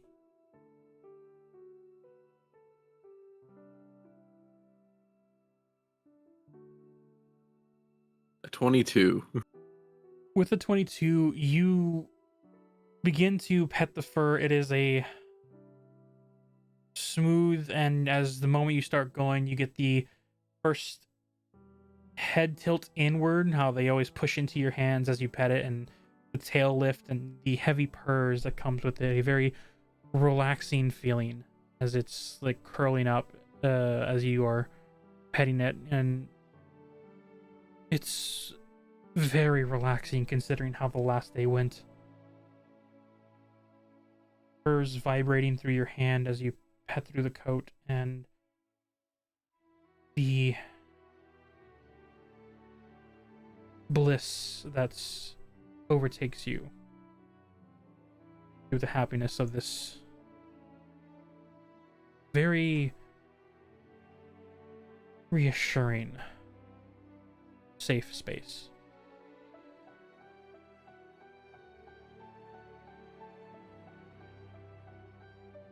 That's an interesting cat.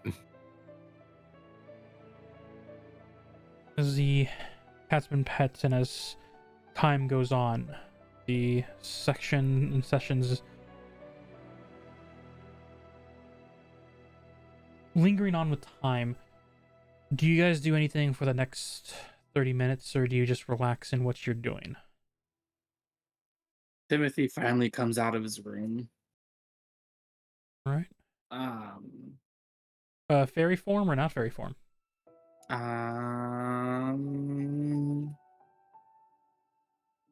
Fairy form. All right. And he flies over to Clara.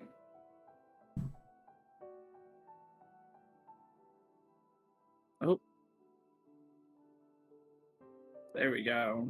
As you head across the open of this I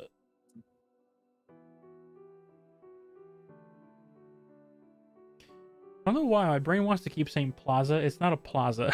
This lobby, this place where eatery is taking place. You head across and fly up next to Clara. You see she's working on the book, so she looks up to you and gives you a smile. You asked me earlier how I was doing. Yes. And I told you back if you wanted to know the truth. And we kind of delved away from that type of answer. I didn't want to seem like I was forcing you to talk. No, you're fine. She closes the book. I am not okay. You know, me and Delphi, we came here together, you know. And I thought we were gonna pretty much do everything together. And then yesterday, when she had made that deal, it felt like we weren't doing things together anymore, and it felt like part of me felt like something between me and Delphi broke, if that makes sense.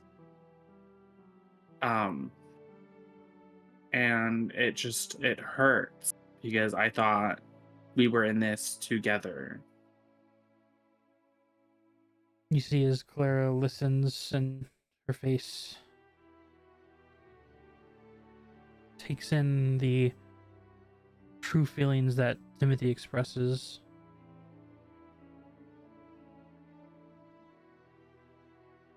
I see.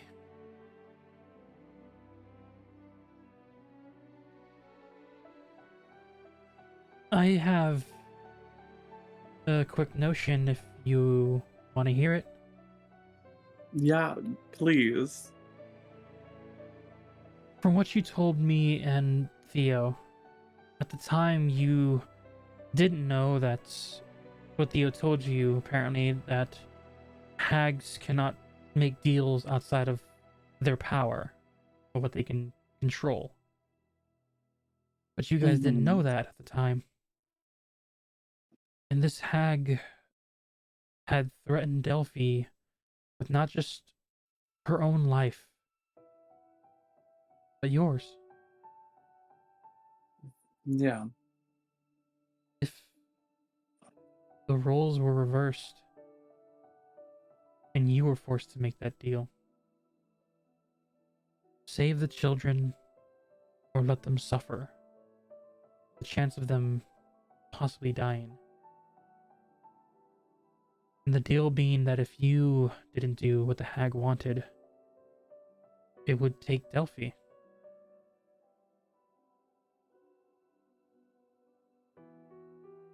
Would you not make the deal? I would have made the deal where we both go. Nothing more, nothing less. Me and her, we are in this together. But I don't know if the hag gave her that option. Well, then that hag can go suck a fat one. That we can agree on. With the circumstances of this deal the hag gave, it made her probably seem like this was her only option to make sure that these innocent children that were dragged into this would probably would seem like her fault. She felt responsible. So she wanted to do whatever she could to make sure that they had a perfect chance of coming out of this alive. I haven't been able to talk to her myself, but from your guys' first time coming here a year ago to all of this, the 3 individuals that invaded our safe place, to the kidnapping of these kids, I can't imagine how she would feel if she was told this was all in preparation for her.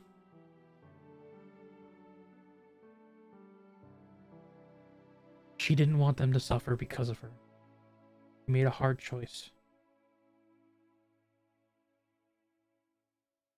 But that doesn't not validate your concern. Your feelings are absolutely acknowledged, Timothy. And I know she probably also didn't want to go without you. But bad people, when they do bad things and don't give others options, it is the kind-hearted who sacrifice themselves to save others.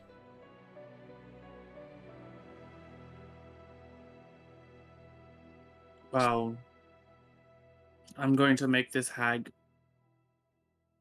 wish that she's never fucked with us.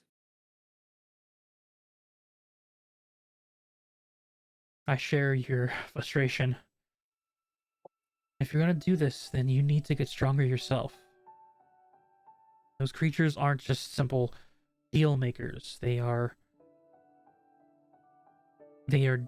dangerous for not only what they can create, but the hopelessness that they can make you feel, where it seems like a deal is the only way out. Just remember what Theo told you. These hags cannot make deals beyond their powers. Not ones that they can keep anyway. Any threats they give you that is over another individual's life that they don't have control of, it's a bluff.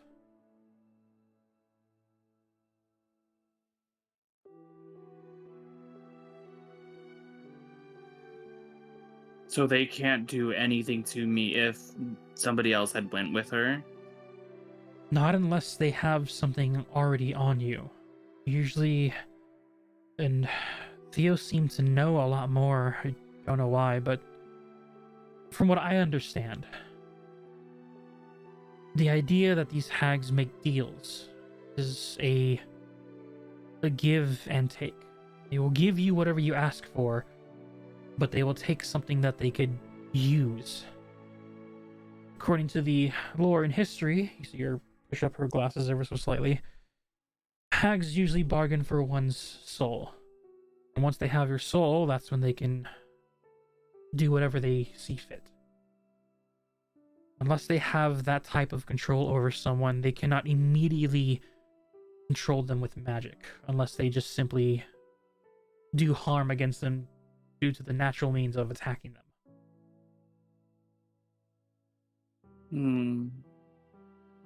Well, from what I know, I don't think my parents ever made a deal like that. A deal like what? Question. Well, Out of game. yeah. Delphi, did you actually tell anyone about the conversation you had with the hag? No. No, I'm just talking about like the one where they were talking like then and there. Like when he was like whispering through like the kid. Child. I don't know. Because I was right there. I know. But yeah, I said to Theo that like someone made a deal, but I didn't say it was my parents. Delphi doesn't know that if it's her parents or not. She doesn't know. She just knows that someone made a deal for her life. She doesn't really understand all of the... Oh, well then ignore all this then. Okay. Well, it's you not do canon. know. Yeah, you do know something. From overhearing the conversation, a deal was made allegedly for Delphi's life. But that's as far as you know. But Timothy doesn't know if his parents made one either. Yep. Or if anyone made one on him. Yeah. Well, besides the one Delphi did. Well, and this is just for lore and canon wise. Usually when people make deals, you can't give a deal that isn't yours initially. So in this particular case, someone made a deal for something that they were able to give. In this particular case, their child. However, you cannot bargain for someone else's kid. So it had to be someone who had a sense of control over to be able to give away. And so in this particular case, when they say that a hag cannot make a binding deal with something out of their control, if they have no right or say to it, then the only way they can affect it is by directly affecting it through harm or threats or whatnot, not via the magic of the deal. Okay. Moving back in game, as Clara looks.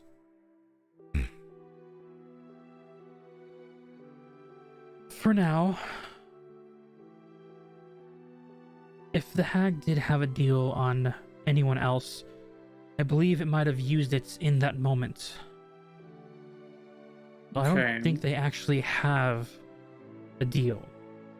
Sounds to me more like they had a promise that was simply not held. That's why they've been so aggressive.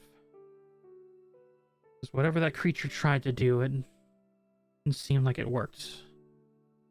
Delphi was able to escape on her own accord. You guys are all able to make it back out without that thing being able to forcibly hold you there.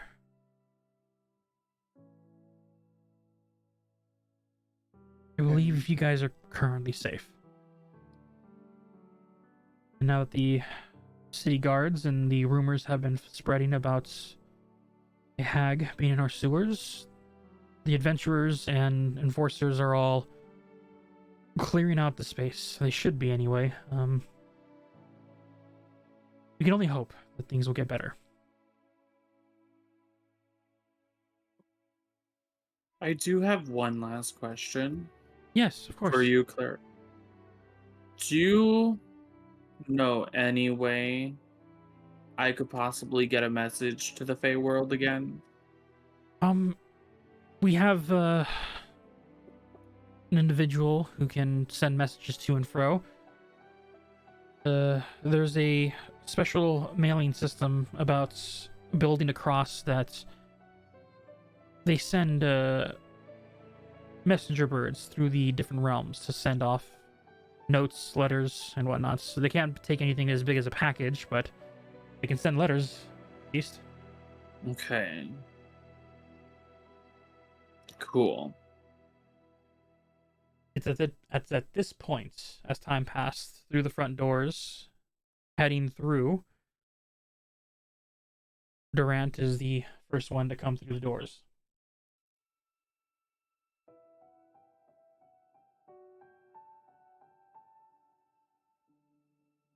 Okay. Where is my stupid?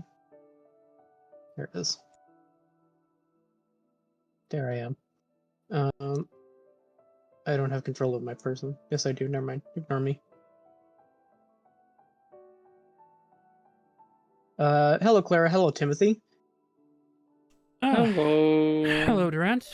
You see her, like, somewhat lean in on the table. How are you doing? Fine. Just here to keep an eye on Timothy. Well, unlike other days, he could probably use the company, right? You could use the company too, Clara. Christ. Oh, yeah, natural 6. You see as, like, a reaffirmed of initial dagger stares like she would do at Theo, but then realizing that you're not Theo, just the slow red blushing of cheek starts to glow past her serious face before I should get working on the books. All right. Just do know, Clara, he is a free man. She does not respond to this comment. Turns over Like he's and an simply insane person. looks over. Kaylee can help you with any morning eateries if you wish. Thank you, Clara.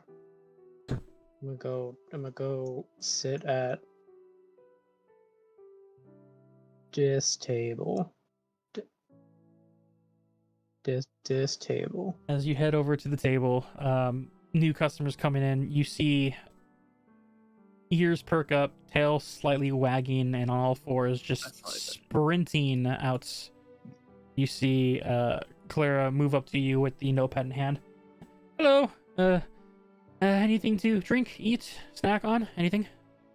Just some water, and maybe a bowl of fruit. Ooh, can. Strawberries, grapes, peaches, limes. I don't know what limes. Whatever. Yeah.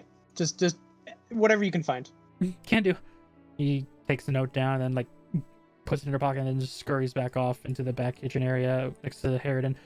As Elle looks down, grabs a piece of paper, looks across the bar to you, and just gives you a nice little wave off as he then enters into the kitchen again.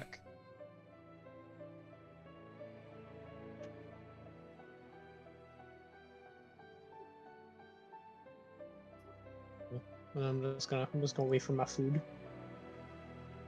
/ water. As Clara, Kaylee, sorry, comes back with the water, sets it down at your table. Thank you very much. Heads back off as she turns the corner. No problem.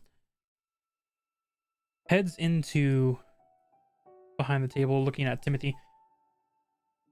Did you want anything else as well? No, I just wanted to thank you for the waffle. It was really good. I'll let El know. He enjoys those type of compliments. Thank you. You bet your sweet bippy I do. Coming from the kitchen. What the hell? It was great. Thank you. You hear the laugh in the kitchen as you hear a couple of knives chopping and everything. Not Clara. Dang it, Kaylee. I've been doing that for a while, I feel like. Kaylee goes in the kitchen, comes out with a nice, decent platter of a decent amount of portions of different types of strawberries, cherries, peaches, all chopped up, ready for you to just consume. No work needed. Right. I'm gonna start munching on it. Moving across the tables and heading behind the counter once again. Through the doors, soon after, as the food is about a quart away devoured, the second individual who wished to head over as Valindra enters in through the doors.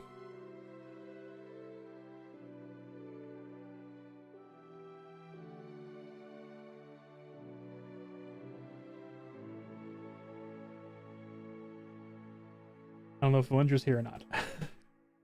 Oh, He just said BRB 2 minutes ago. yeah, Yikes. All right. literally 2 minutes ago. Perfect timing. Oh, jeez. As Valindra enters in, gives a nod, and Oh, and she's he's back. back. All right, and Valindra enters in through the front doors. What? What? As at this point, Valindra makes it to the woods, enters in through the door. Valindra will start scanning around, seeing who is where. You see the group is pretty much spread apart. Stealthy is studying, reading deep into her books in the back upper corner. The very second Valindra sees Delphi, she makes a beeline to her, not caring about anybody else. It's Clara like lifts her hands and is like, "Morning," as you walk past her, heading straight for Delphi. The rest of the group sees as the heavy footfalls moving towards the back desk. Says, "Delphi, you definitely hear this approaching." I like look up and I close my book and put it on the table because I know she's gonna talk to me. I think it's best if we talk in private. Okay. I grab the bottle of wine and my book and I'm like, my room's just upstairs. As the two of them begin to head up past the upper stairs through the balcony and heading into the room. I will go ahead and move your characters there for now. Entering through the doors. I should ask now, so we don't say later things. Does anyone try and listen in on the conversation? The conversation between Delphi and Valindra, who is now heading behind a closed door, yes. no. No. Okay. As the two of you enter in the room, you are there in a sense of privacy.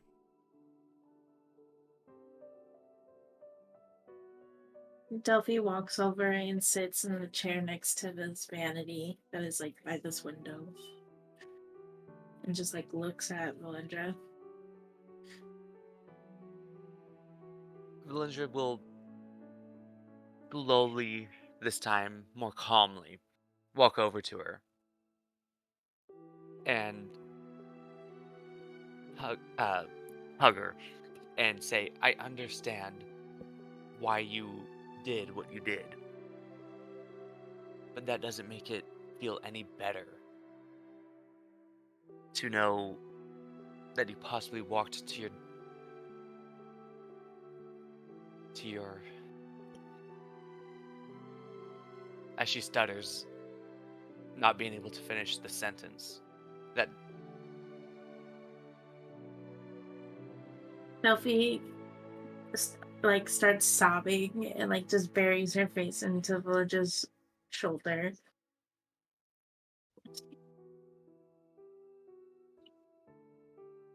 And then she like lifts her head up and like snottily says like, the children were dying because of me.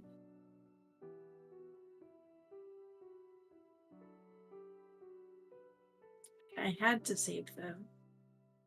Sorry, did you say that they were dying because of you? Well, okay, they Or were that going they to want- die. Okay. They were going to die because of me.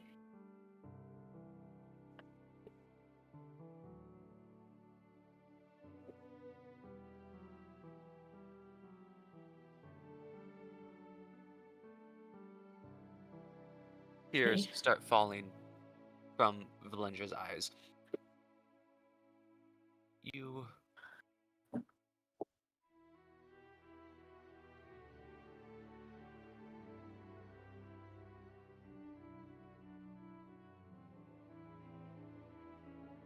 Yeah. What? I had to reset the stream. It was coming close to the 2-hour marker, and I didn't want the static to interfere. Sorry.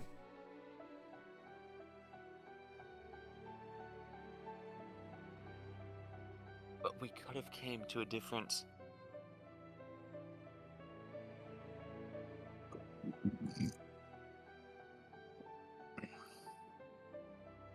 way to help them. He was killing the one right in front of us. You saw it. The one that was holding me, his head was the wrong way. She was killing him. I had to do something.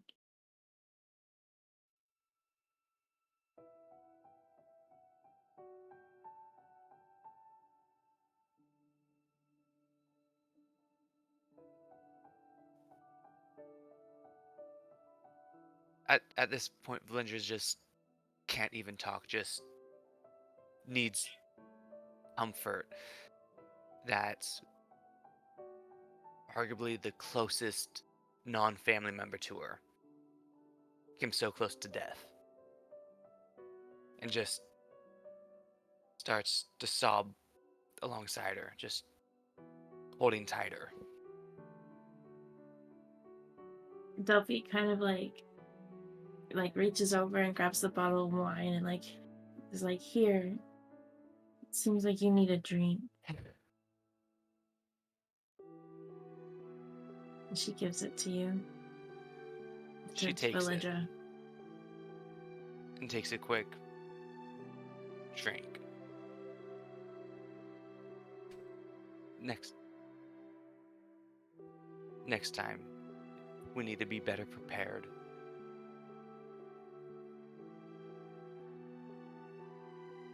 We went into this thinking the coin would help after seeing it help with the first one,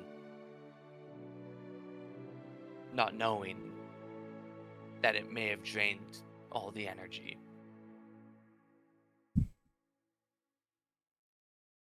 Yeah, I don't really know anymore. I feel like the best course of action for me would be for me to go home at this point. I don't want more people to get hurt because No, of me.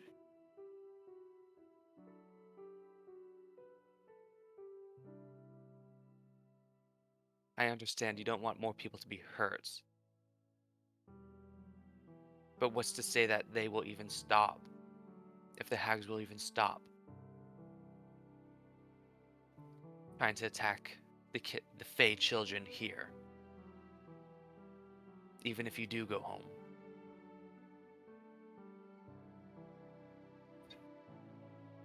They want me more than anything. I don't know what they're planning, but apparently I'm supposed to be theirs, and they want me to be a hag. I don't know. And she like grabs the wine and takes like a really big drink.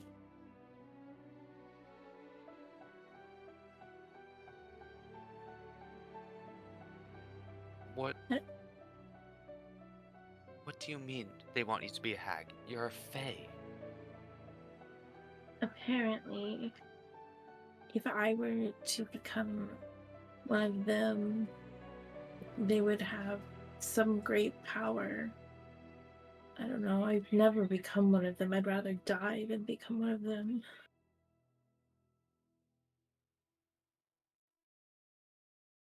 The coin. I understand. I didn't say the coin out in character. Sorry. I understand. But if you're willing to part with the coin,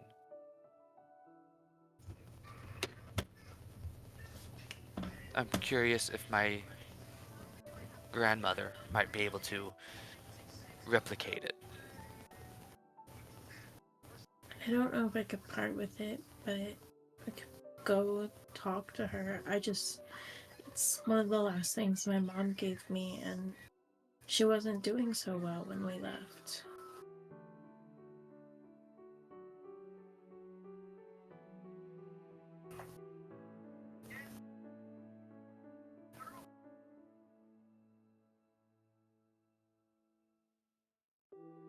I understand.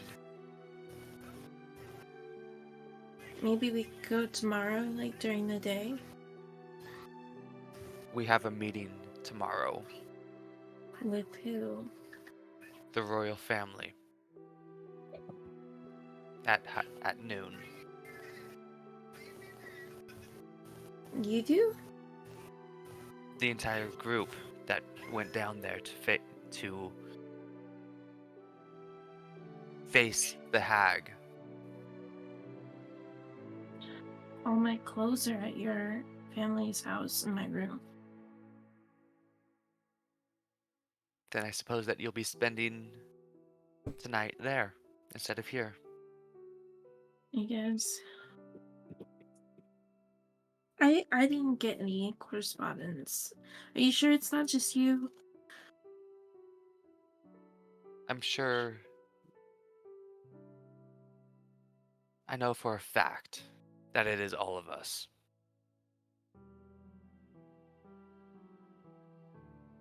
I'm sure your message is still is still waiting. And if not, I will still bring you with me.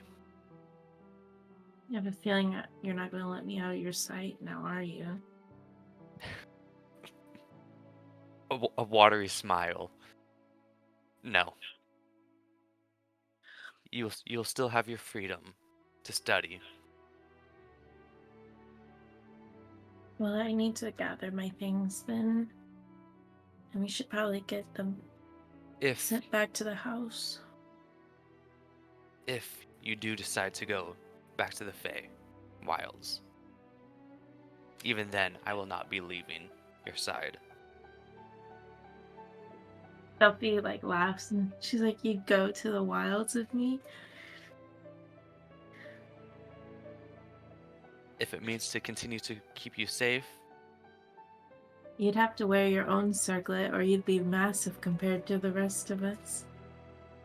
I don't think you would be able to sit at our table, to be honest. that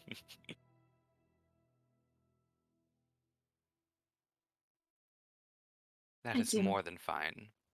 I do miss home though. We still have much we should likely talk about. But perhaps we should go talk with our companions and try to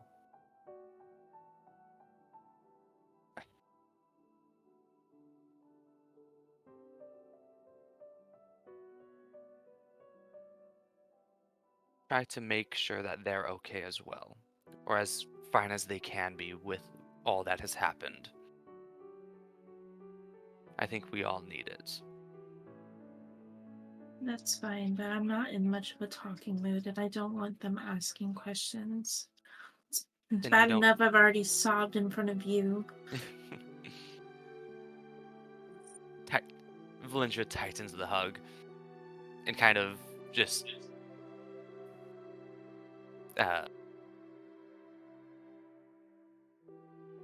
if they try, they will be at the end of my bow. Oh, you're so dramatic. You should be a bard if you weren't a ranger. Delphi grabs the bottle of wine and gets up and heads for the door. Valindra falls behind her. As the two of you make your way out of the doors, heading to the balcony, getting ready to head down the stairs. The rest of you have drinks, snacks, or whatever you want to munch on. I would like Durant, Simon, and Timothy to make a perception check. Okay. Perception. No, my dice fell. Mm-hmm. Get it? 11. 15. Not rolling great today. It's a good thing we're not fighting. Yeah. 17 plus Save that for the fighting. 2. I have a 19. Simon and Timothy, as the two of you turn over, Durant enjoying his fruits. The two of you see on the far back corner as the angelic individual who's playing with the butterflies stops, as a concerned look hovers over her face. Not fear, but almost like disturbed. As her eyes move towards the front door, her light seems to dim ever so little, almost like shine away. Before, from the front door, as it opens, you see entering inside, Theo comes in, and immediately, like, the door rotates around and he steps inside. And the facial expression is not that of someone who is furious, but almost as if he has an unpleasant day that he just came from.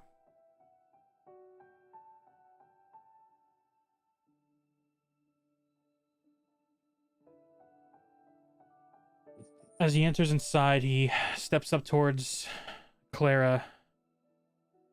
As she looks to him, you see the idea of them conversating back and forth. Before he then turns and sees the three of you one by one, acknowledges. You hear him say, Well.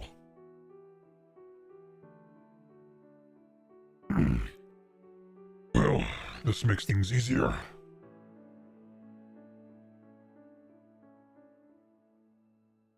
he approaches the center area, looks up and sees Delphi and Valindra head back down.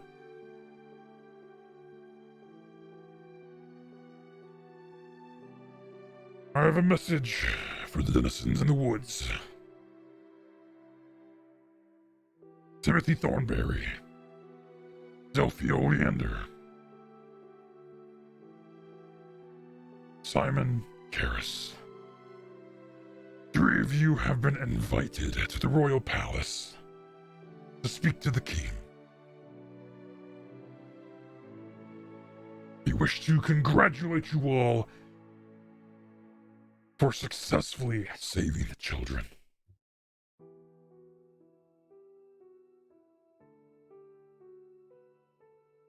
As this news is given, there is a frustration still hanging over his face.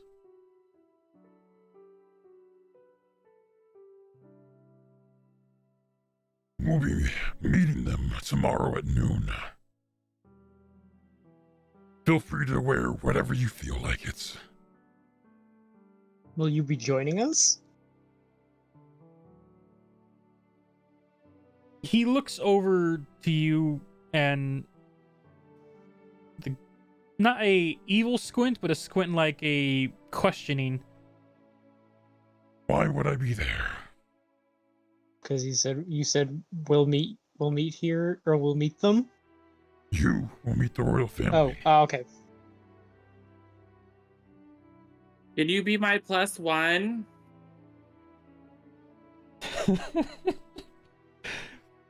He like looks over to you, and that like I guess a sour face turns into like a I can't be mad at you look, and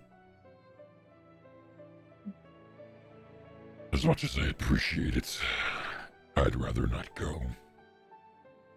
All right. I will give you this one fair warning. Looks are deceiving. They are from the Royal Platinum Dragon family. So, they might not seem as intimidating. Just be on your guard. Okay. For those of you that are not of royalty background, beware. Nobility has a sense of honorifics that they hold to. Try not to offend anyone. But if you do it with pride. and you see him like head over to the back bar area.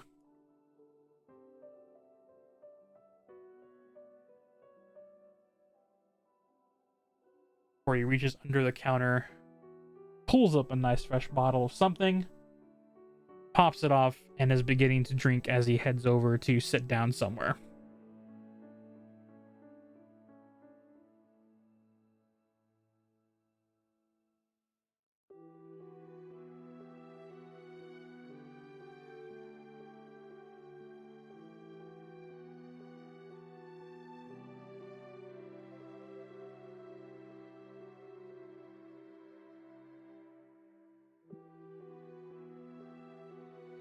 I guess I'm not the only one who got an invitation.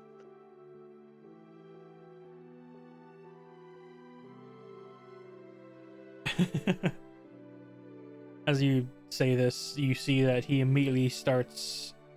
Theo goes into just heavy chugs of drinking.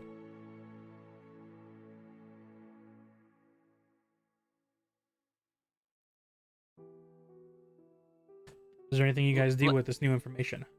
Linda looks up from where she's snuggling Delphi. It's to be expected that we all of the party got invites to see them, to meet with them. No, I expected it. Well, I didn't. Who has never dealt with any kind of nobility before?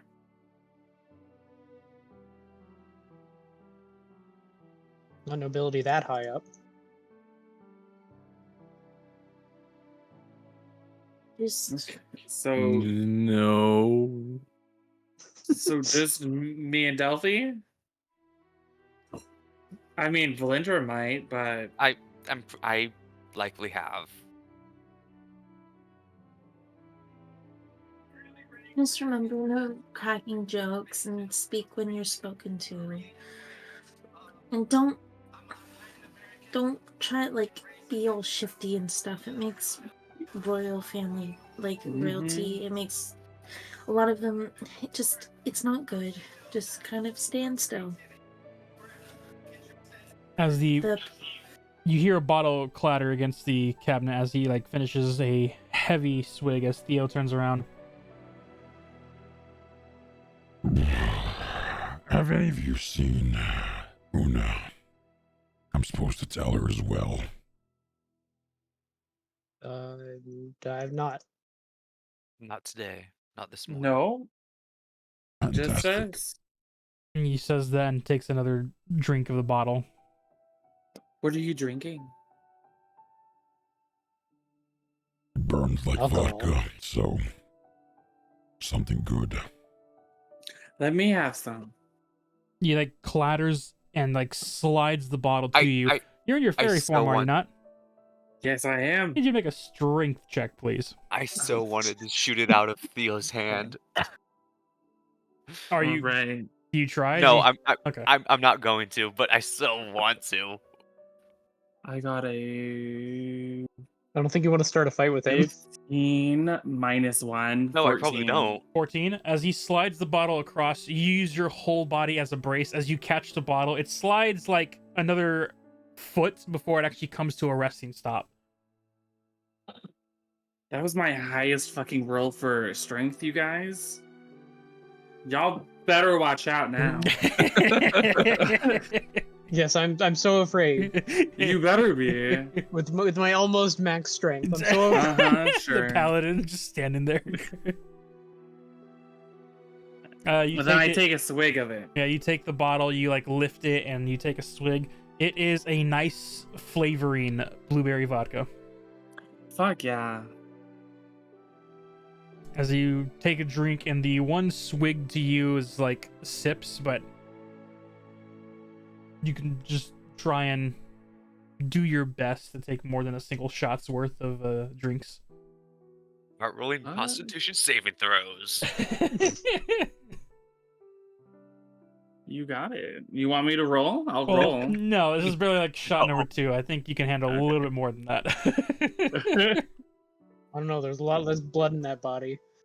Oh. I mean, he's 3 foot. You can handle some. Yeah. I did take a drink and everything. Theo. Any who wishes to, feel free to make an insight check on him. Okay. On Theo? Yes. Mm-hmm. Sure, why not? Insights? That is 14. Whatcha? Cheese 12. 16 plus 2. 18. 15. Yeah, 10. I've been struck blind Yeah. today. As the group of you can only see the sour expression on his face, with an 18, just making the threshold, and sitting close to him, Timothy, you see the expression of frustration, eyes of resentment. Not looking at you, he's looking down at the table before him. And you see there is a lot going through his mind right now. He quickly dies down the intensity, but looks over to you at the bottle. I saw that. Guess I gotta You make okay? it go away.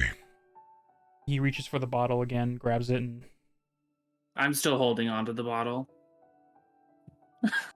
he stops as you get slightly dragged with it. Doesn't want to be too forceful and everything, but as you just stay attached to the bottle. This is my bottle now.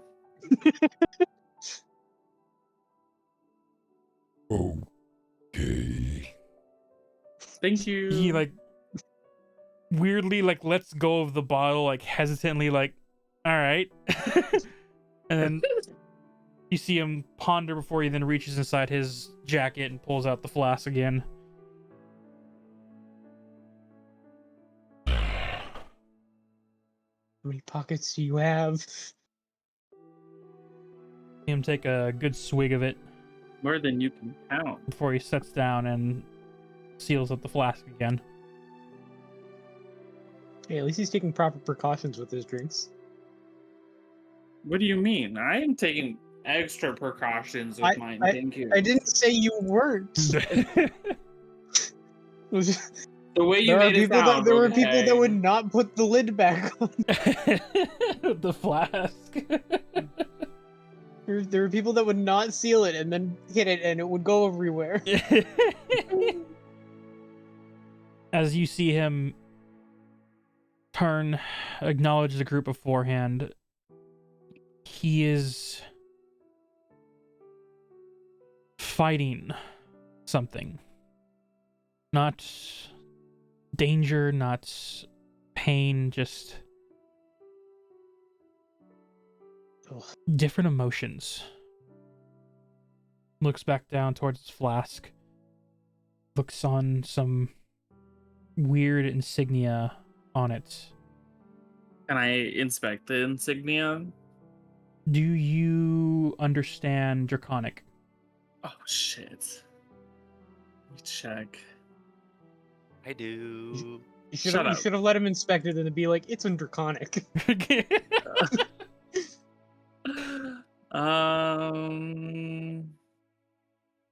No, You see just the Elvish. you see the engravings carved in on it. Aggressive and not really finite. You can't read it, but as he stares at it for about a good solid 5 seconds, you see him uncap it, take another heavy swig, cap it back up, put it in his cloak. What's in that? God. Stronger stuff. No shit. He What's in it? stands to his feet and almost teasingly not wanting to answer as you see a small grin finally emerge from his face. He looks at you with the cocky look of a weird complex of you'll never know and keep guessing, and then You know what? begins to start Because of walking. that, I sit on his shoulder. You go, and as you sit on his shoulder, he's like, Can I help you? I go where you go. I guess we're going to a flower shop then. You got it. as he takes his steps back towards the door, Clara looks over to him. If you're going to go see Una, be somewhat sober. She needs to hear the proper message, not the upset version you just gave everyone. I got it. He got it. Mm-hmm. You see her I like, will go with you as well. you see her give like a deep sigh of like her now understanding is now you're gonna give the message and he's gonna get drunk is how she perceived that of you saying you got it. Durant, are you gonna follow along as well? I will follow them as I am obligated to protect Timothy. Yeah. And I am not drunk or Timothy, so I also What the fuck? I am not drunk. I nor- also I want to point out Yep. Timothy is about to go outside and across like 45 minutes away in the city in fairy form. At this point, I stopped caring. Oh. Okay. I have a giant, 6 foot, 7 foot dragonborn? He's about 6'7", 6'8". yes, so it would attract even more attention having a little man on his shoulders. They'll be distracted looking at him. Yes, and then they see you, little man on his Oh my god, fine. I'll put my fucking human form on and I'll just take hold of Theo's hand and we'll start walking. Okay. As you mess with your earrings and as your form shimmers into its human self, Durant stands next. How are you trying to hold Theo's hand? I just grab his hand and just hold it. Either it's with the fingers locked or with the fingers not locked. Either or, I don't care. I think You what tell he's trying me. to ask is, are you Fingers still are on his- locked. Are you still on his shoulder? No, I'm not on his shoulder he's anymore. in his human Okay. form now, and so now he is A 5'5" human form. grabbing onto with- his hand. I would Yeah, I'm sure he like can still you hold you on to his shoulders. roll. I will give you the choice of either rolling a charisma of either a performance or a persuasion. We'll do persuasion. Are you ready? See that number? Oh, it fell on the floor fucking again. You need to get a box to roll your dice in. I got it. You need to 16 plus 5. 21. With a 21. Mhm. As you interlock your fingers with his, there is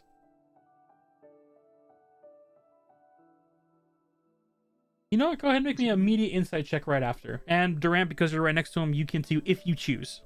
You got it. Sure. Oh, fuck yeah. 18 plus 11. insight, you said? Yep. 2, 18 plus 2, 21. 20? 20. 21. Tw- 20? 18 plus 2, 20. 18, Yeah. 19. Yeah, 20. Dirty 20. Nice. 11. I've been struck blind and deaf. Well, Durant, you focus more on the antics of Timothy as he interlocks his fingers and leans up against Theo. That you don't actually see Theo's expression. You're focused on who you're supposed to protect. That's fair. I choose to believe I've gone blind. Timothy, We'll put a blindfold over you. Yeah. As you interlock your fingers with his, you lean against him and do the passionate upward look as you look up into his eyes. And as he stares down, you see, no matter how he tried, just barely, you glance the look of shock of, oh, before the realization of he's probably not holding the facial expression he wanted to show, and immediately tries to like hide. But then I give him a wink.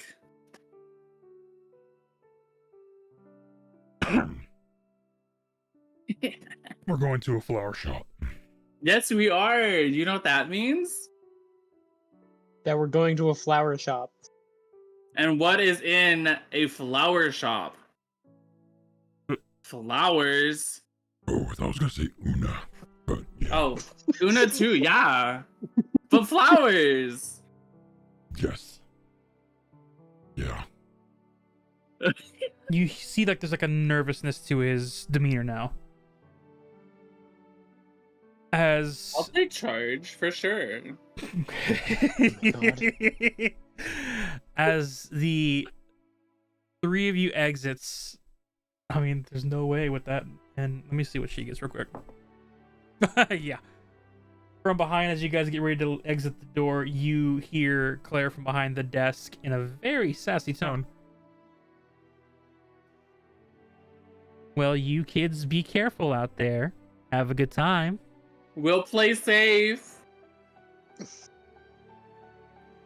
You hear like not a sigh of sadness, but like knowing he's being teased before he then begins to march, letting you hold his hand as you are.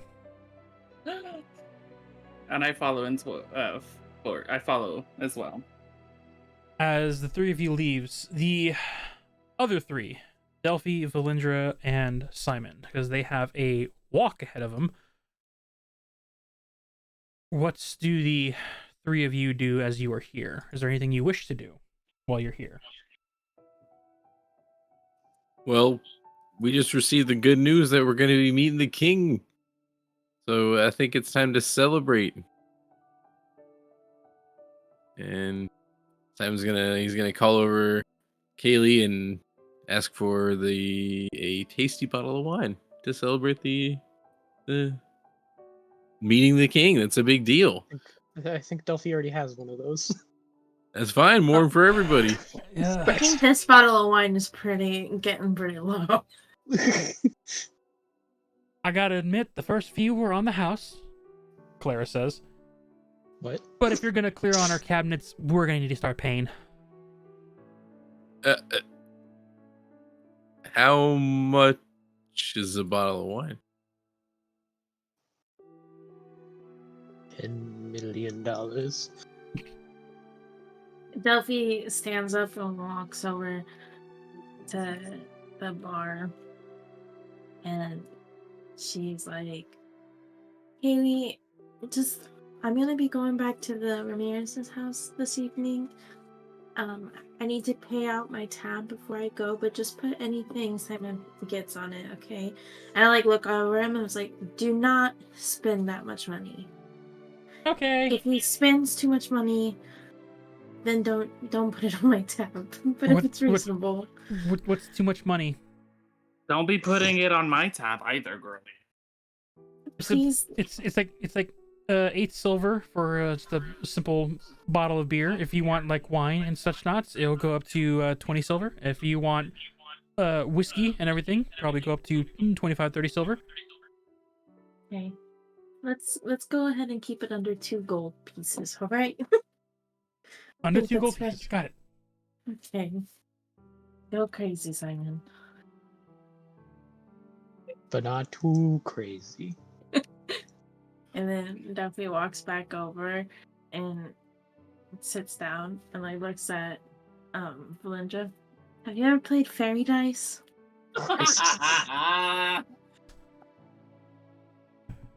Not this yet again. As the drinks being brought out by Kaylee, she sets you down whiskey, vodka, whiskey, vodka, rum. What are you looking for, Simon? Oh, grab the whiskey. Yeah, grab the whiskey. She goes behind, heads into this weird little shelf area, lifts the lid, and you see like the small coolant of ice fog head out. Takes a small cube, and then you see as she grabs a weird looking contraption, puts the cube of ice inside, takes out a glass, does this whole not really performance, but definitely looks like it as she's moving quickly but precisely around. Sets down the cup, pours some water in, cleans it out, swishes it, dumps it, grabs the ice, and as she lifts the device, it turns into a perfect sphere. Puts it in the center glass, grabs the bottle, and gently pours into it, and then slides the glass over to you. Very professionally.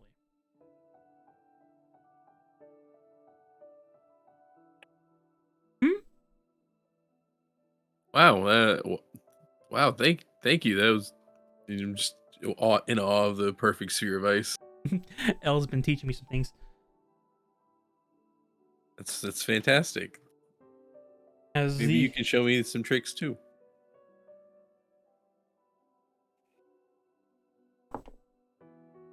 Simon drinks the drink. And he starts partying. That's feel where he's free at. to make a charisma check.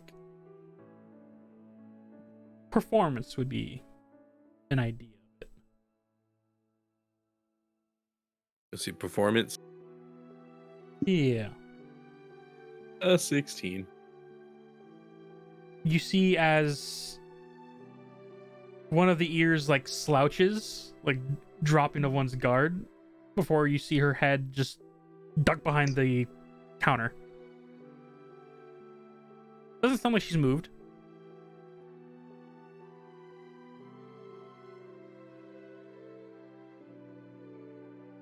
And as that's happened, you have the whiskey there, bottles in front of you.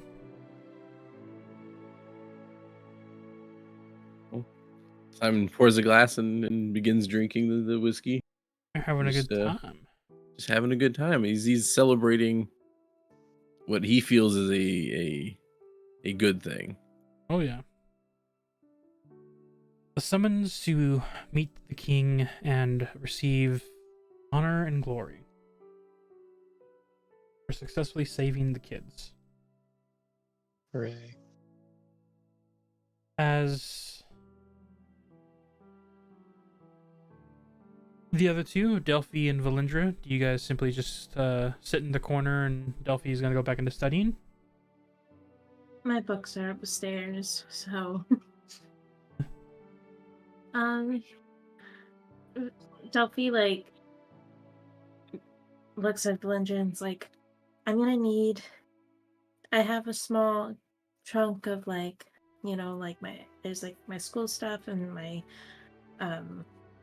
school clothes that I accumulated while I was staying here, so that's gonna have to go back, and I'm gonna have to pay out the tab, and I don't know if I should have enough money on me, but most of my money is back at your house, so we should probably get all that done if I'm gonna be staying back at the house this evening.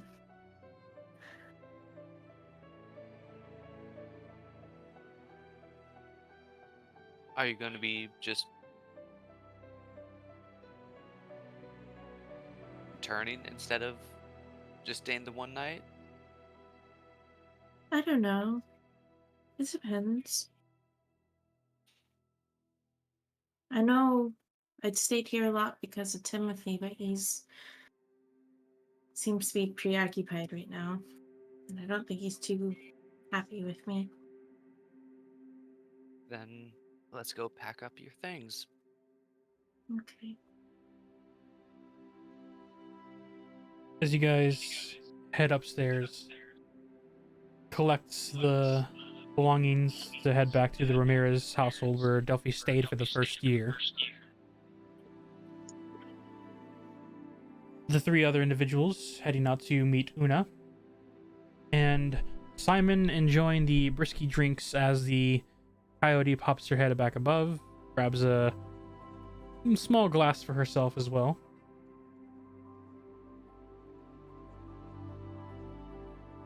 We're gonna go ahead and take a quick 15-minute break. Give people chances to get a drink, get some food, relax, and we will be back in 15 minutes or maybe a little more. Hopefully not, but we're gonna get a nice de-stressor at this point. We're gonna pick back up with the flower shop. So for all the viewers out there, be right back. Stay tuned, and here's to whatever happens next.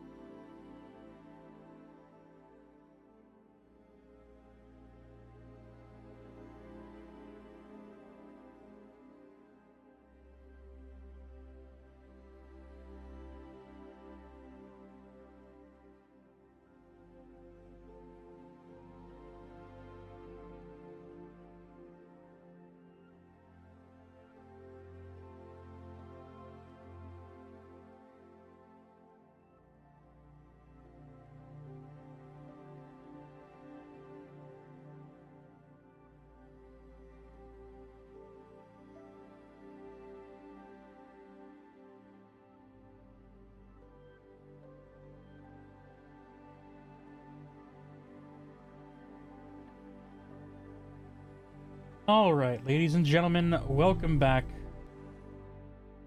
Back from our break, continuing the story where we last left off as our three individuals, Theo, Timothy, and Durant, make their way across town, heading to Una's flower shop where they can give her the news of the invitation to meet the king and the royal family, to not only be thanked for saving the children, but to also receive the recognition of saving them. Heading down on the busy streetways, the three of them moving along the citizens, you see as most of the human folk and some of the even fae folk are surprised to see a dragonborn roaming the streets ever so casually. There are some that do recognize him as they are either roamers or denizens of the woods themselves, but for the natural citizen that does not frequent the woods every so often or are not of the upper ring of nobility, seeing a dragonborn, even of silver kind, is definitely an eye catcher. And next to him is none other than a humanoid individual. I think it's safe to say passionately locking hands, leaning and walking with them, and a wholly armored knight paladin. Some civilians can't really tell the difference, but the three of you most definitely stand out. And as the group of you walks to the shop, you enter inside. It is close to 1 to 2 at this point. Now that the day has passed by, conversations, meals, and time walking to and fro has passed. Una, what would you be doing in this late afternoon, early evening, as you hear the chime of your front door being opened?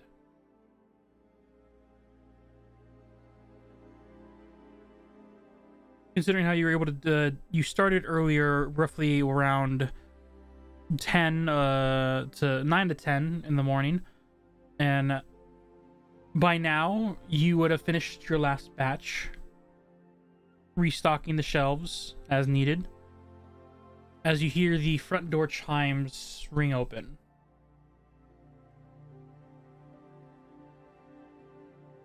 Una, nice to meet you.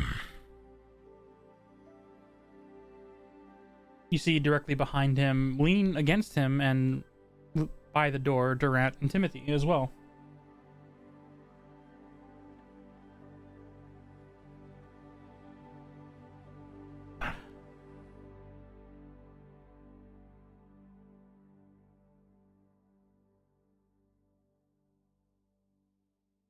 I have a message from the royal family for you.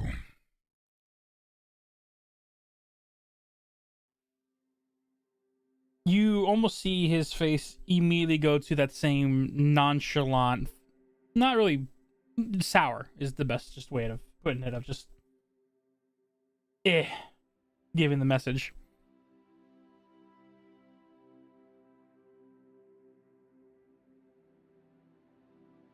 It'd help out a lot, really.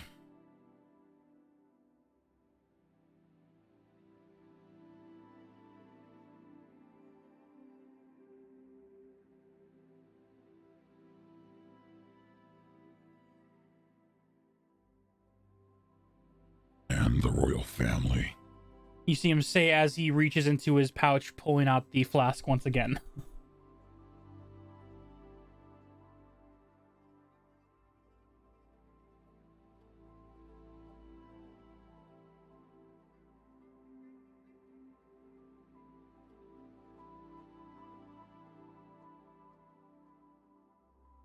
The meeting will take place tomorrow at noon.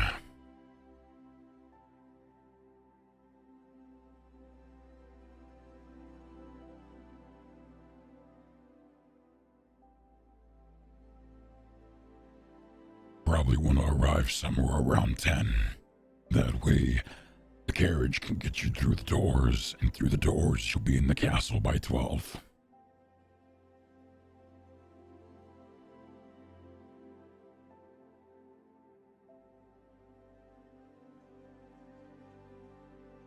That is all.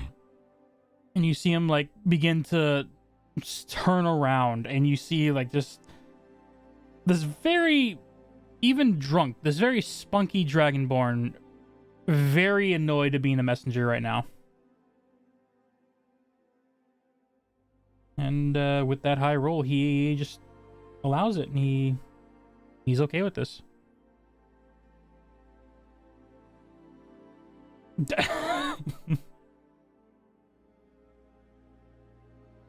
You weren't there when they gave you the initial task of sending this message around. It's a lot more annoying than you realize.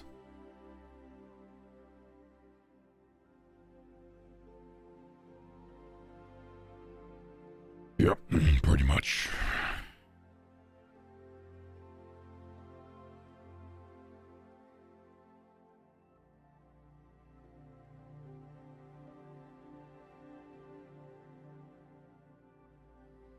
Roughly 2.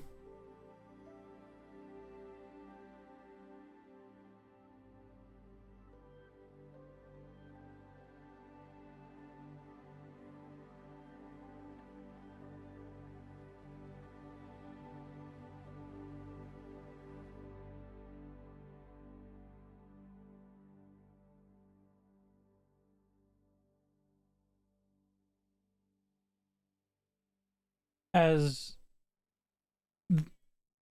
Theo turns and just waves off, but gives you a more genuine smile as he nods and exits through, slightly crouching just under the door frame.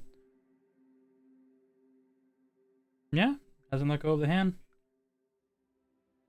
The three of you... He's more, believe it or not, actually gentle. He doesn't really like just yank you across. He knows somewhat of his strength. He's not that far gone just yet. As the two of you exits and you see him immediately after the door closes, much like a weird time clock, once again pulls out the flask, takes another swig.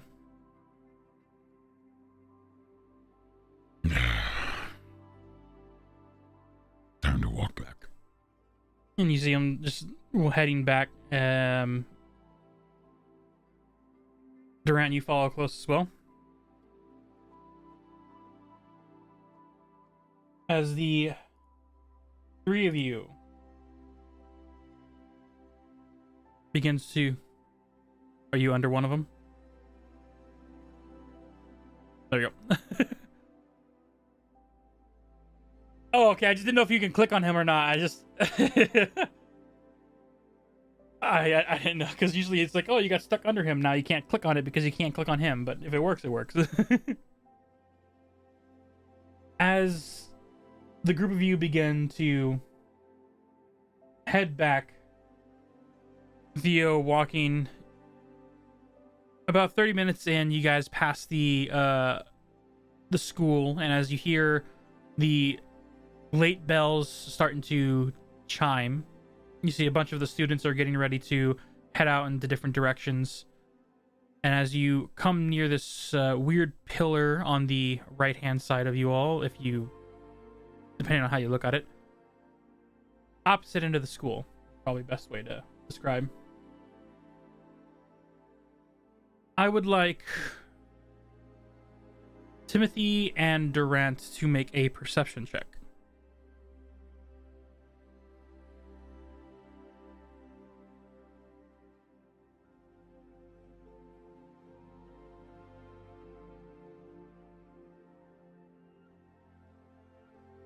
The scripts have flipped. Last session, Polly was having a hard time, Durant was doing pretty well, and now Durant's having a hard time, and Timothy's doing well.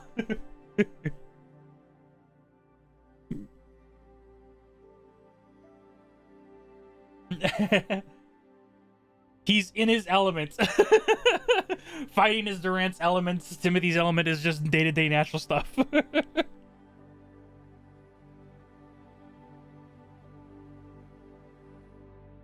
Timothy, you immediately notice a hesitation in Theo's steps, which draws your attention to the right-hand side. Looking down a very odd, darkened alleyway.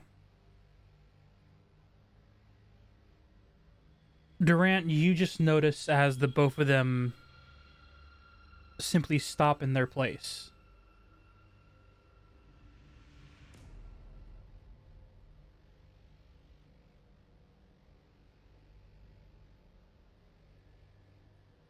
As Theo releases your hand from his, you see his body turn in almost a not aggressive, but definitely a body blocking type position. You two should head back now.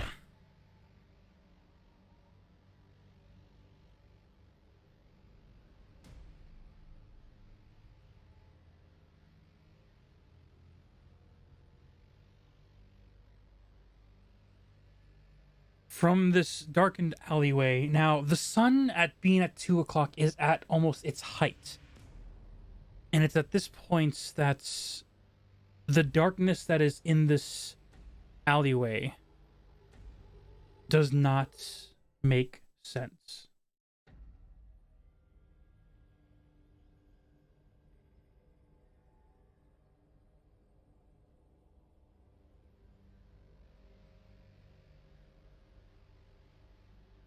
I don't believe you guys are in immediate danger. But this is gonna be a dark conversation.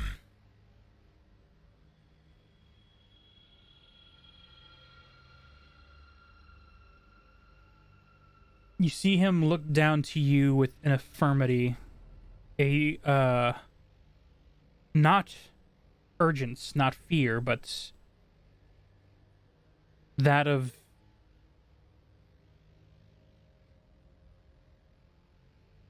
respectful worry. This is a warrior type mentality that he has entered now, despite how much he's drinking thus far, even. Durant.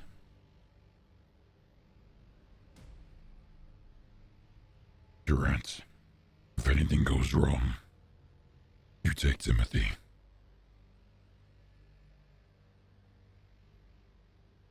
You see as he begins to move towards the alleyway. Do you guys follow? All right. As the two of you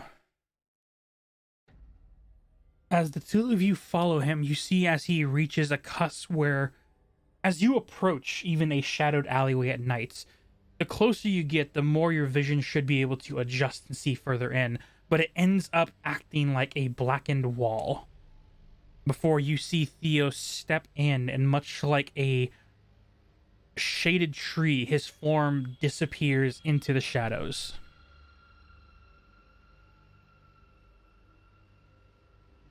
As the two of you follow in, your bodies once again gets encumbered by this shadow. What are you doing, Durant?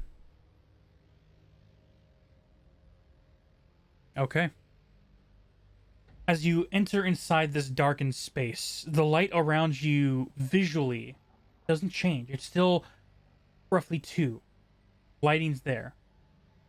And as you enter inside, at the very end of this alleyway, now clear, you see 3 individuals. One covered in cloak, a blackened beak pointing through. Another familiar to those who saw in the sewers, a tall, blackened, werewolf-like individual, claws extended. I would like the two of you to make another perception check on seeing this individual.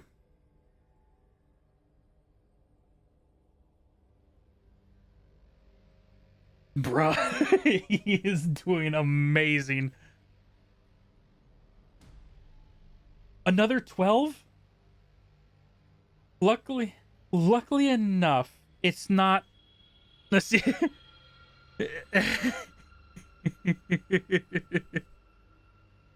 As you guys stare at these first two individuals, with the 12, it's not impossible to see, but you see as this tall woven individual who before stood with aggression and dedication in the sewers, you see there is a slight slouch to him. You can't tell if it's just exhaustion or laziness. But Polly, seeing closer, you see there are remains of dried blood, scars, and freshly opened wounds on this creature hiding behind cloaks. His hands have essence of scars. The fur is more toughened and wet from blood that is either of his or his own, but you are able to identify that he himself is heavily injured.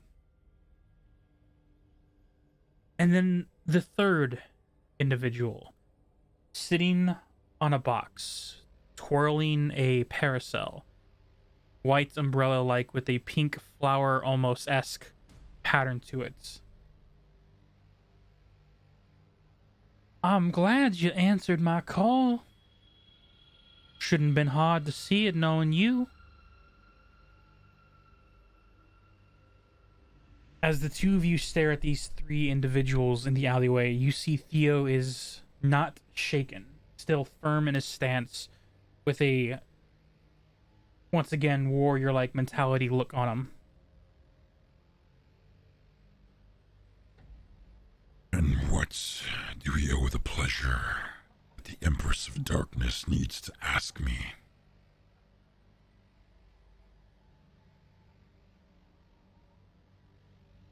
Nothing too crazy. I just want to know if you are planning to not laze away in those protective woods of yours. This creature is getting on my nerves.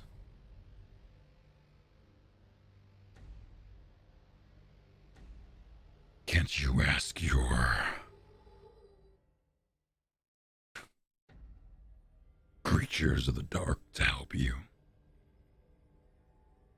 Xanagar seems to be doing pretty good, isn't that right, buddy? And you see the growl and showing of teeth from the werewolf individual after hearing this pretty much taunting from Theo. A personality that you guys are not used to him having.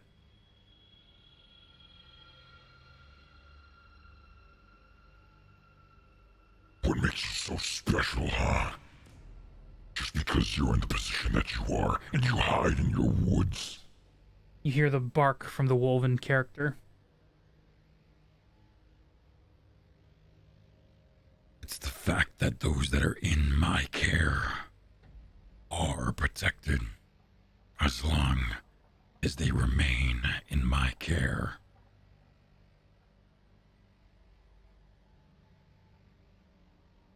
There is this standoff between these two men. This woven individual who's 6 foot himself, almost seeing eye to eye, and this dragonborn who is now staring him down aggressively. Now, last thing we need is another altercation. We wouldn't want to ruin any more surprises, do we, Pops?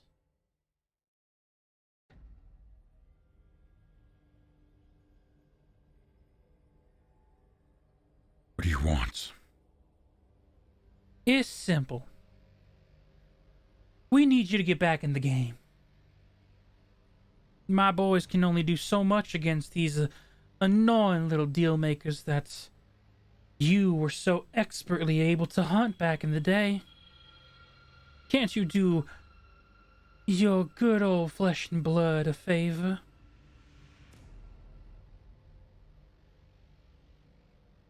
pretty sure you were the one that said that you were no longer my daughter, and I am no longer your father.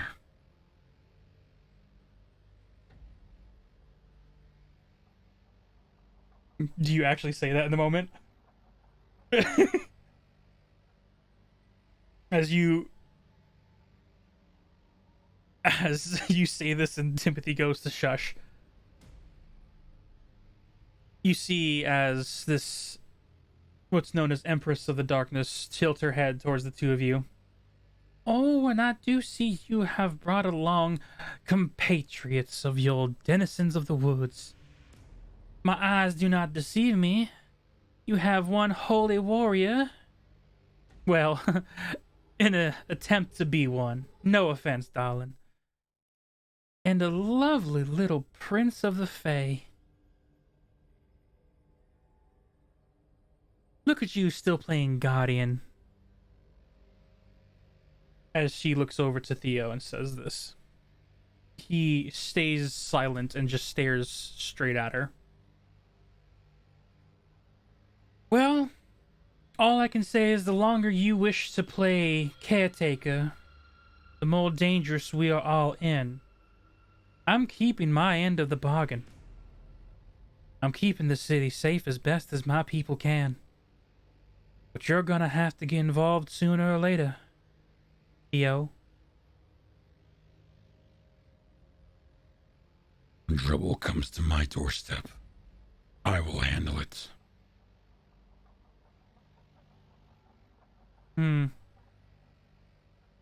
It's good to know you have thrown away all your responsibilities as long as it doesn't cover the memory of her.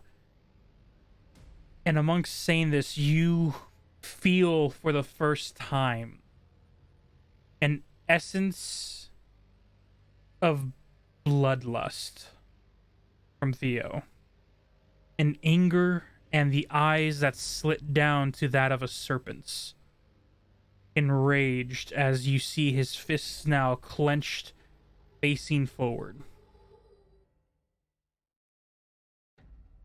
Before it finally relaxes.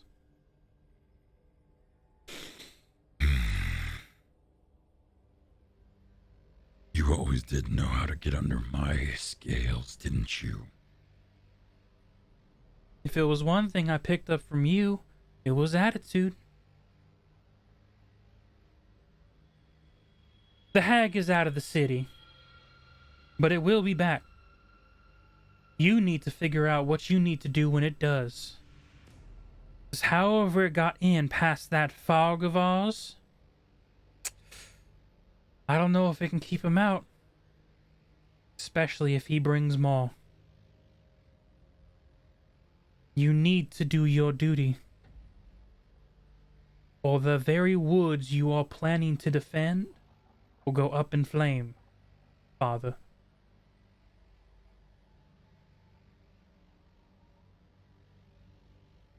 You see this look of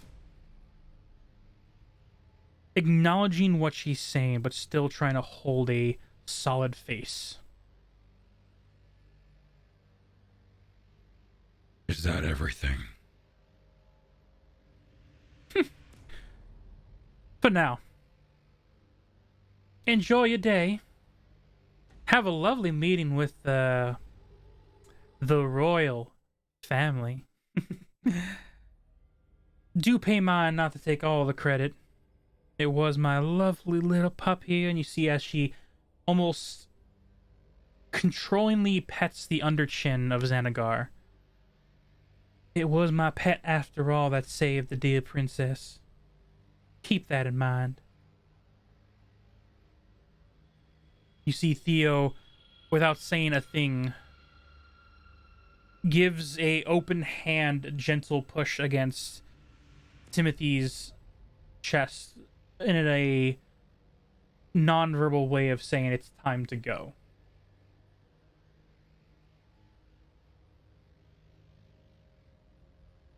As how do you two leave?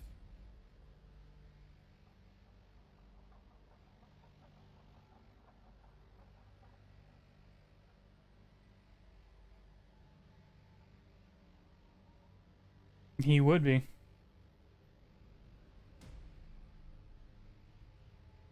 There is, yes.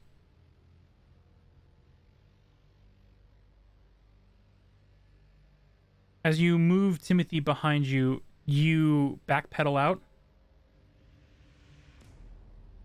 All right, as you're backpedaling out, Timothy, do you like backpedal with the three of them, or do you turn around to see where you're going? As the three of you, including Theo, backpedals out, not taking their eyes off the three in front. Takes about 15 feet before finally that shade of darkness envelops your vision one by one before the three of you exits this alleyway.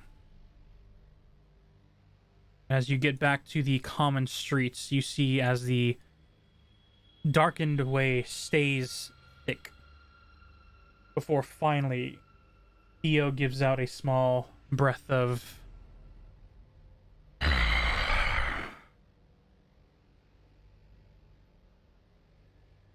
hate to ask this favor of you two, but what are the chances you can forget what you just heard?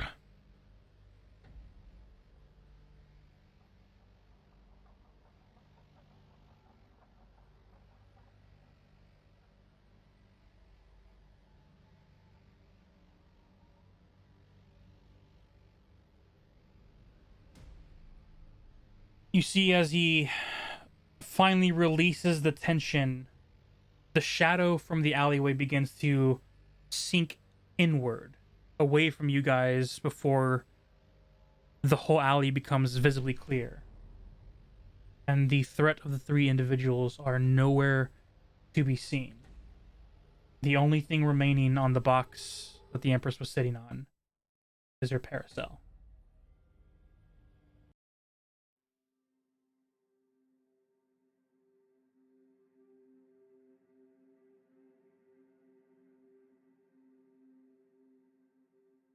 As you walk forward and head into the alleyway again, you see everything clearly.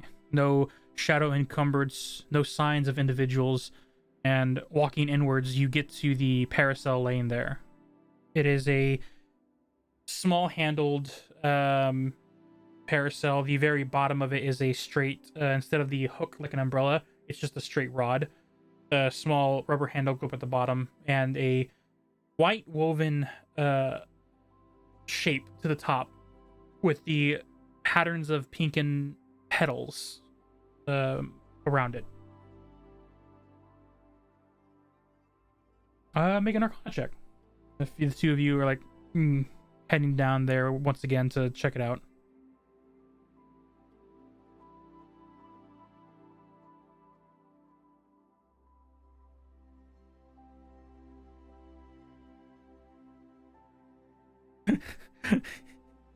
Sorry, I just heard. I heard George the K in my mind. I'm sorry. All I heard was, "Oh my."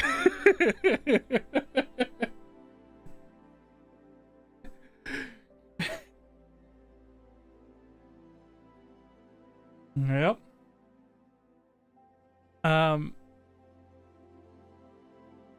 18. As you search for any arcane like nature to it, it's just a normal parasol. There's no arcane runes or magic essence lingering off. Did you actually try and pick it up, or were we just looking at it, Durant? As you look at the parasol, you see Timothy glance at it as well before he picks it up, closes the top hood umbrella, and just snaps it into... Actually, make me a strength check. I mean, what's your natural strength? What's your natural strength? Yeah, make me a strength check.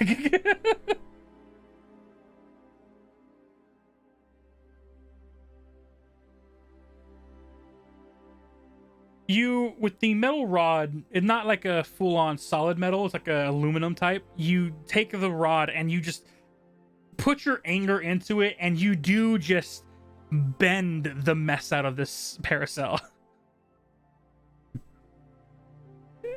It's not a clean snap, but it's definitely, it's not usable.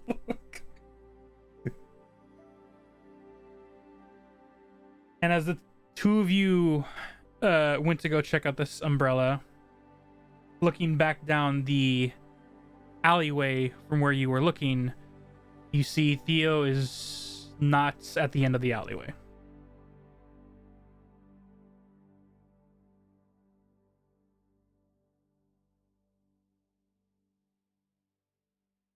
You wouldn't need to. As you exit out the alleyway, you see he is in a drone-like state. He's walking. Good. As you go to grab his hand, I need you to make another one, your choice of persuasion or performance on how you wish to take it in your own.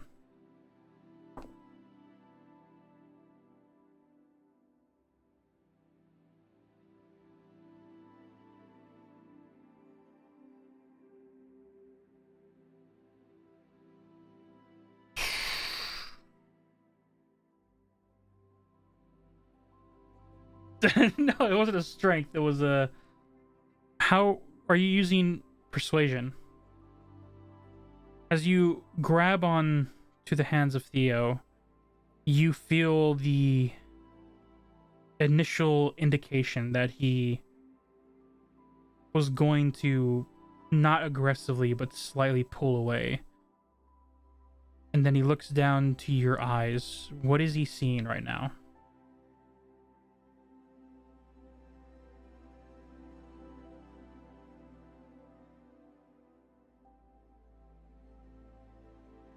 You see, as you portray your concern for him, that there is a second where he does his darn best to disconnect emotion before there is a break, and his hand goes soft as you embrace it with yours. He doesn't pull away. But you notice on the walk back that his demeanor, his steps, his strides that he takes, there is a now heaviness to it.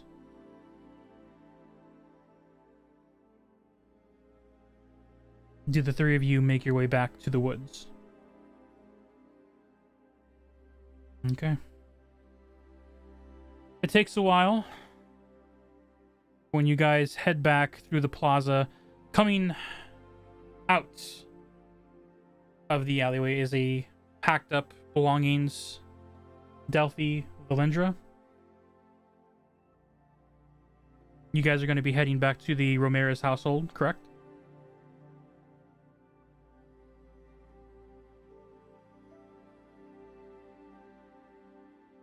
You and Valindra are going to be heading back to the Ramirez household, correct? As you guys reach the opening from the open plaza to the alleyway leading to the woods, you guys see as Valindra and Delphi has a small baggage of belongings and are now walking out of the alleyway from the woods.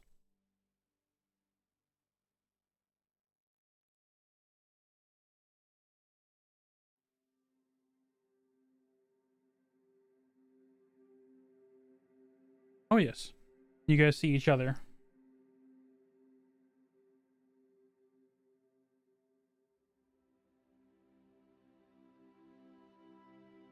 Turns to your sudden movements, and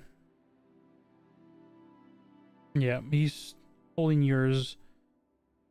Looks straight ahead at Valindra and Delphi.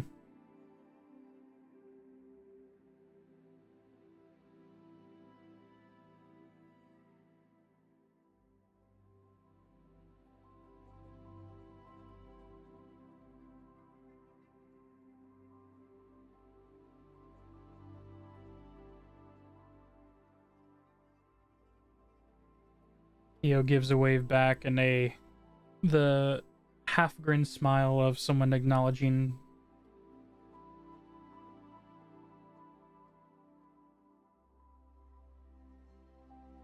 I guess the group of you all will see each other at the royal family.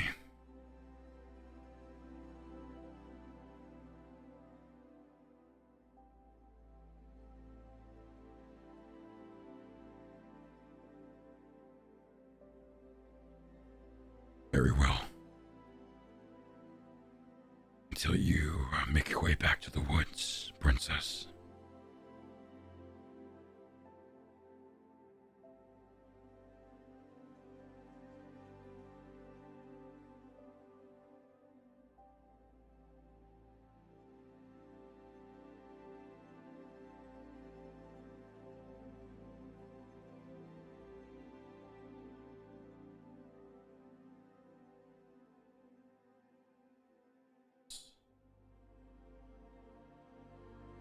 Yeah.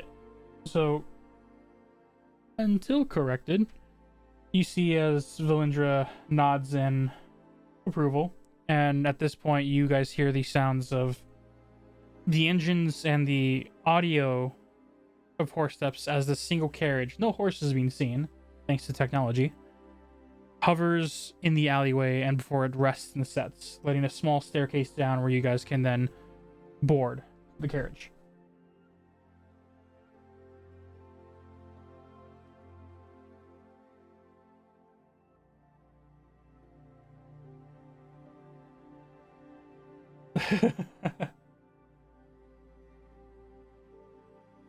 Oh, good.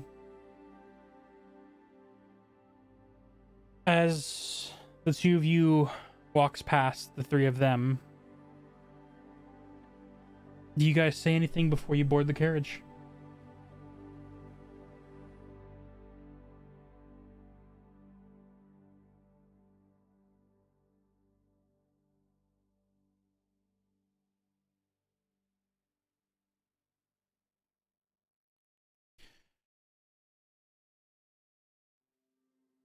Delphi, before you go, there is something I need to ask you. You see Theo looks down to you, Timothy. He uses his free hand to tap on yours and gently not removes it, but like gives you an indication that this is a private conversation, as he says, You mind giving us a minute?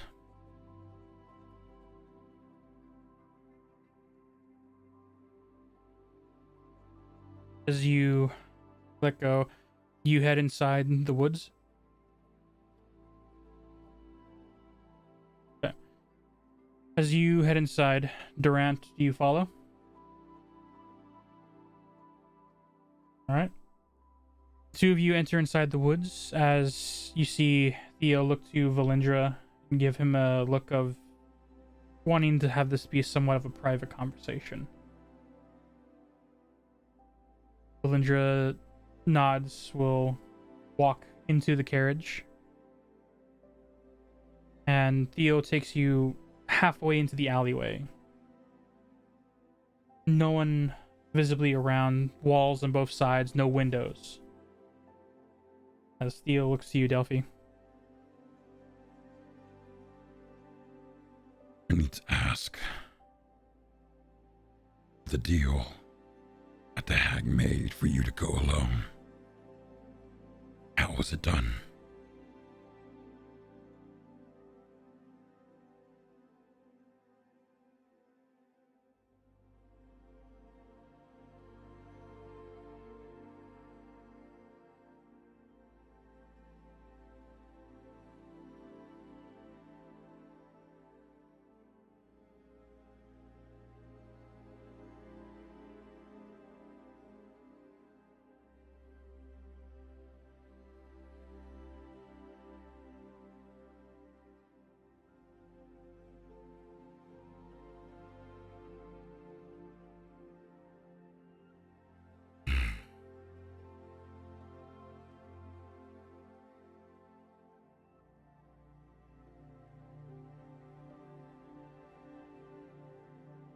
Sorry you had to go through that.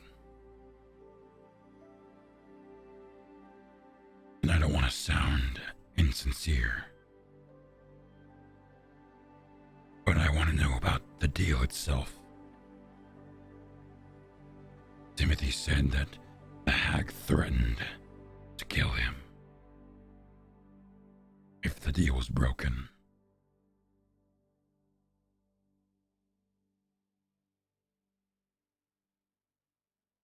Hmm.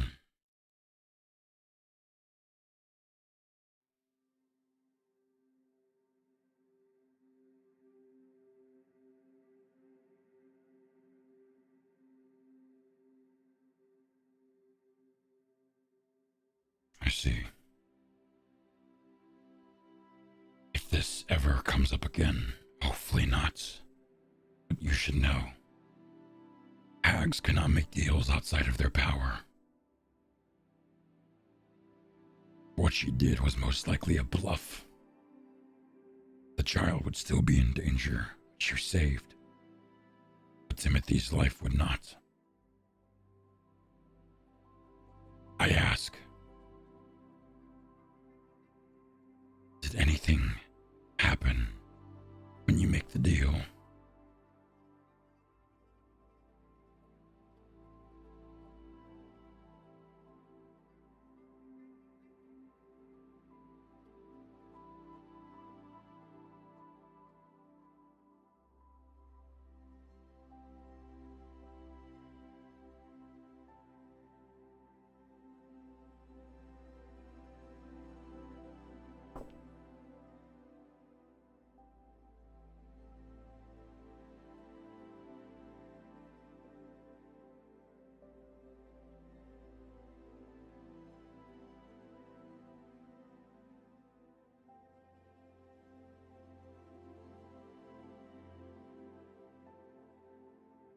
Yes. That wolf is an enemy of the hags, but I wouldn't necessarily call it friendly. They themselves are dwellers of the dark, but they shouldn't threaten you. They're not a threat to you.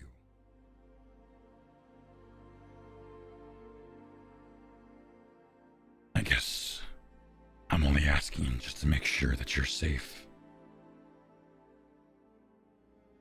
Was there any markings on your hand when the deal was made?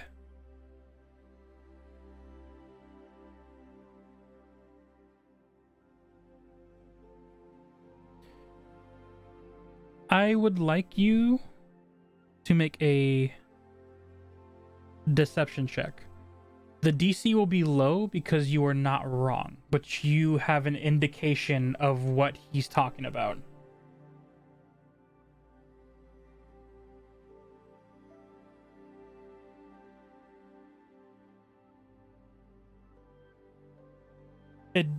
Yeah, natural 20s only stick as an automatic success only in combat. However, with the 19, you see as his face relaxes to a degree. Okay. Enjoy your visit to the royal family tomorrow. But I do ask,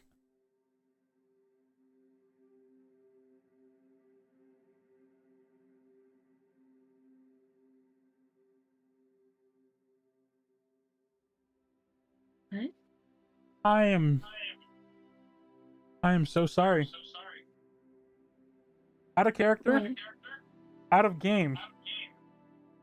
I was 90 to 100% sure that I unmuted both you guys and chat when we came back from the break. Thanks to my friend, your mate Nate, I learned that I only unmuted myself. Oh no. So from the conversation from the alleyway till now, Oh no. they heard none of you. Only a one-sided conversation from the NPCs. At least they heard the juicy Theo bit.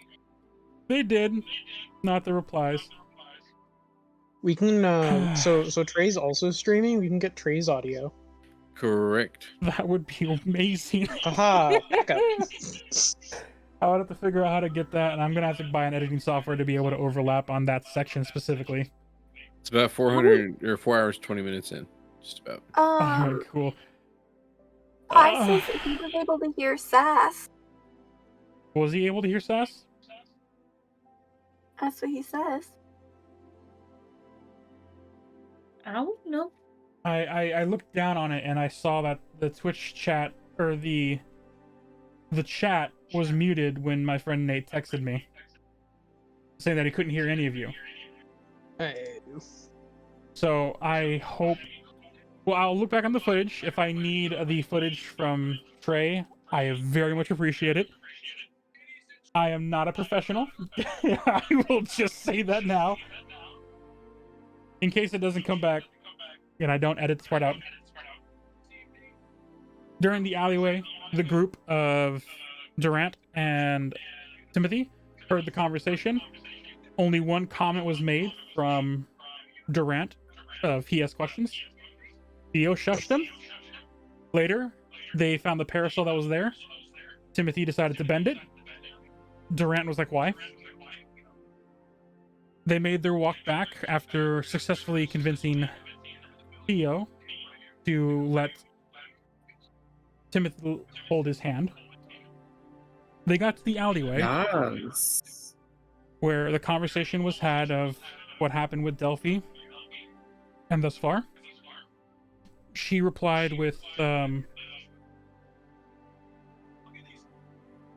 not telling him about the mark, but still telling him about the experience. As Timothy and Durant were in the woods and Villinger was in the carriage. That is a summary rough draft version. I apologize. I will not be doing this again, hopefully. I don't want to make that same mistake again. All right. Moving back in-game, as Theo believes you. Still wishing that you didn't have to go through the whole ordeal to begin with.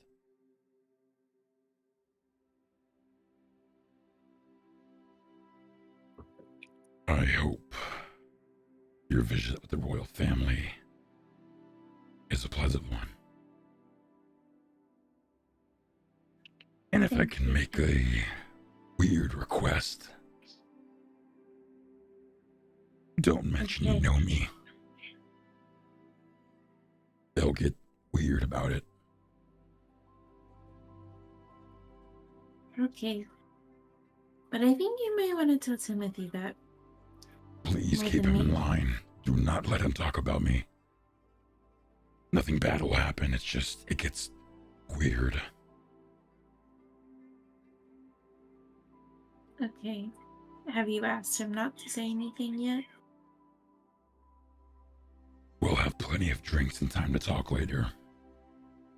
I just need you to look out for him. Of course, I'll do my best. He does do his own thing a lot, though. He does. And to be honest, it's kind of growing on me. He definitely does that to people. He's a really good, he's amazing. He's my best friend. He's amazing. You see as Theo uses his finger, gently moves your hair behind. Take care, Delphi. Thank you, Theo. As he turns towards the carriage, reopens the door and allows you to walk in. Duffy gets in and sits next to Belinda. Nods to the both of you as he closes the carriage door and stands back as the carriage roars up its slower levitation gems and begins to slowly drive off, heading towards the upper ring. As Theo turns, it's understandable.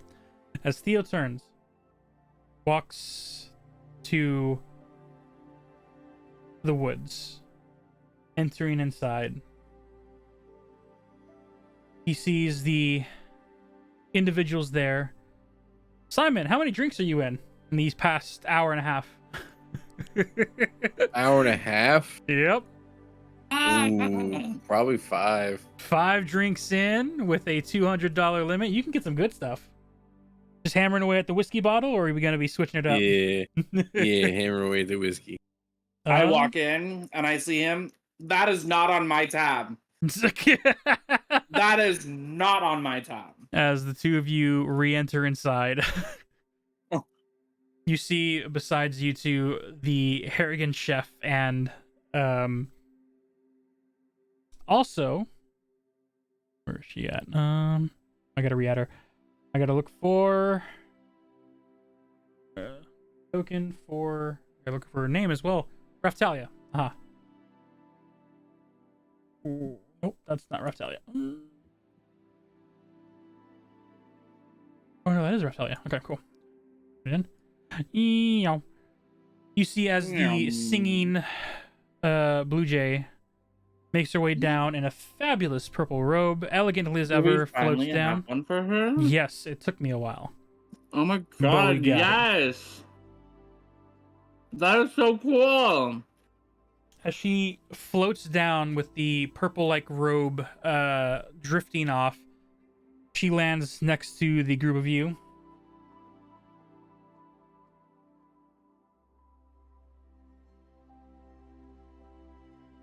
Simon, she's sitting by you.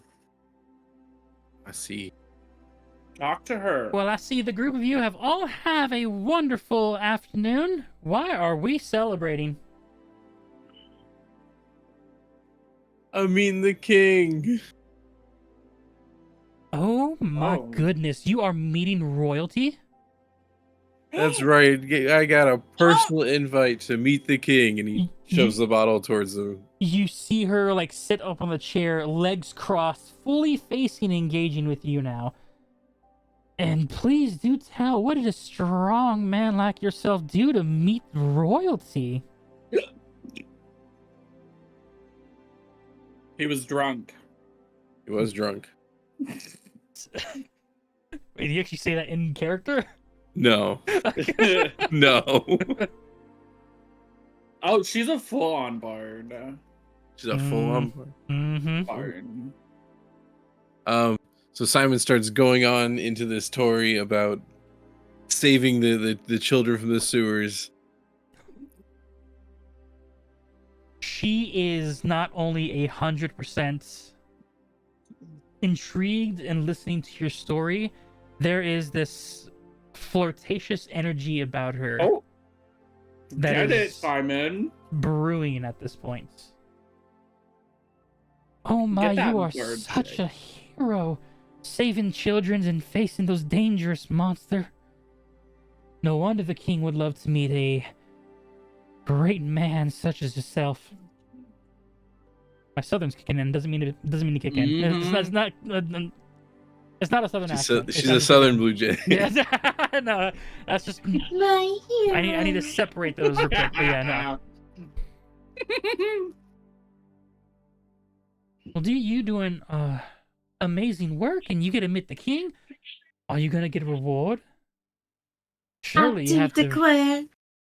Dang it, man! Now it's stuck. Oh, We gotta keep it. more We gotta jazzy, keep more it jazzy, now. less southern, more jazzy. No, more southern. I don't know Give if me you can that get a more southern southern. tail. I do declare you're one handsome hunk of meat. I do declare that you are just a fine ripe fruit to eat from. I do declare I do have a bedroom that we can go up to. You smell nicer than a peach cobbler. Darling, if I didn't know any better, I'd be taking you upstairs and eat you out like a pie. Whoa. What? She's gonna be eating you out, dude. All right, in character now. None of that was canon. No, it was canon. She is fully invested, and as she leans in, well, if you're going to meet the king, you obviously get a reward, do you not? You're the reward. I suppose I do.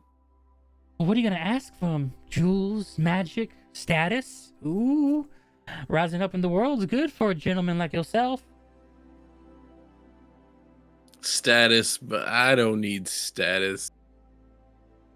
Oh, you are a hero in your own right. You are absolutely 100% 100% a hunk.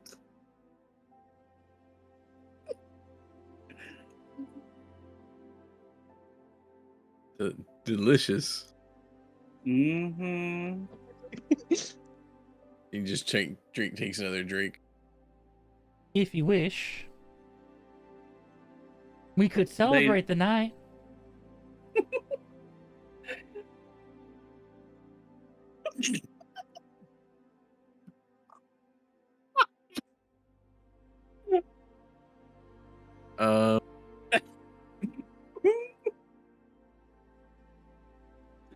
Frog, Yeah, frog he lady? Hold thy tongue. Ranch? You called Ranch Ranch? uh, oh man. His new name is Ranch. Oh no. I think she's listening. I hope she is. Are you okay with that, Ranch? Is your new name being Ranch? You- Are you okay with that? It is You a like blue being jay, called Ranch? not a frog. I guess Ranch's new character is a blue jay. A southern belle blue jay too. Simon pours another round for everybody As the and rabbit folk asks coyote takes a drink. he asks his new friend, what would you get from the king for a reward? A better singing voice. Ooh. I know you didn't say that in character. No. Timothy throwing shade. Girl, you are boy, you are a fairy that she will peck. And not in a hot way. Let me remind you, the first time we played together, who did better? You did Who better, did but she's been better? working longer and she knows how this system works. Throw down Yeah, right now. unfairly in her favor. Down. We're gonna do a Southern Belle throwdown. Can't get rid of the southern accent, dang it. No, it's stuck now. As the Blue Jay back in game, as the Blue Jay looks over. If I could ask the king for anything, oh, I would ask for my own little house in the upper ring area. Maybe even a title. Ooh, it makes my feathers fluff.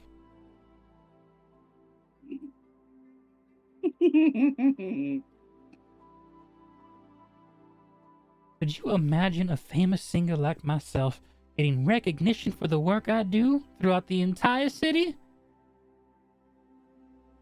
The work I do. Come on, Simon. She's talking to you. But whoa! Give me a second to think about what I'm gonna say. Jeez. What do you mean thinking? You're drunk? Yeah. I should have been drinking, honestly. Just throw everything out.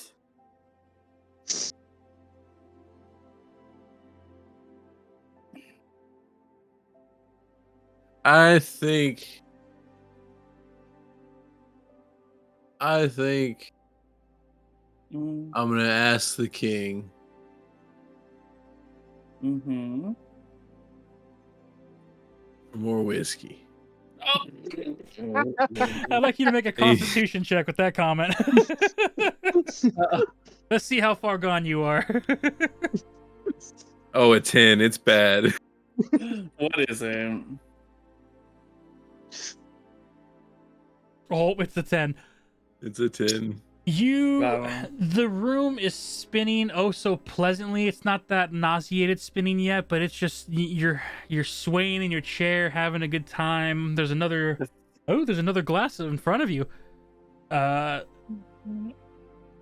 this decent looking rabbit folk in front of you, this nice little coyote waitress, and now this very popular blue jay dazzling in the purple robe. You're surrounded with her by some southern great friends. accent. Not Simon about to go on his own journey with his own group of people now. Oh, that'd be a drunk journey.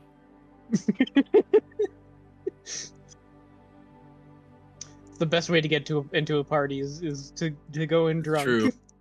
Oh god. Durant and Timothy, you have been standing in this front doorway watching this whole thing take place. What are you doing? I'm just shaking my head and was not expecting this of a cleric. I'm surprised. I'm like, damn. Look at him go, getting 3 other people. This is better than a cleric killing kids. That's Oh. context. What? Context is key. Whoa, whoa! Yeah, Another like, campaign. what? Another campaign. Context is key. What, did you have an evil cleric? He's not evil, but I'm not evil. No. You could have fooled me. Sleeping Beauty finally wakes up. What's Hey, I've been worse? awake since What's 6 p.m. worse? yesterday. What's worse is he did it in front of the church of his god. Oh my No, god. you did have not. been This is a context Fucking that we can have excommunicated. after the stream because our streamers and Yes. viewers are not gonna know what we're talking about. Yeah. After the stream. After the stream, we'll talk. In the meantime, as the party goes on, Clara seems to finally finish this section of the books as she goes to the counter section, dropping off paperwork behind the desk, giving a final sigh of relief that seems to be the day that she spent the entire time doing. The angelic folk in the background begins to stand up and... Well, let me check. Yeah, there's laughter, there's joy. You see as she hovers closer and closer before she finally sits next to the table with the group of you.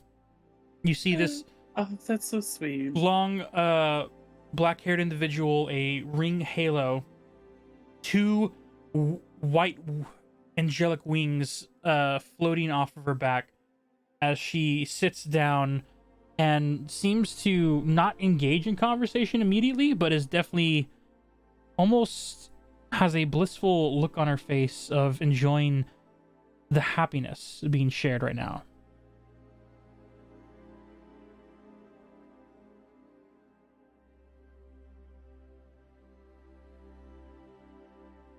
All right, Simon. guys, talk to her.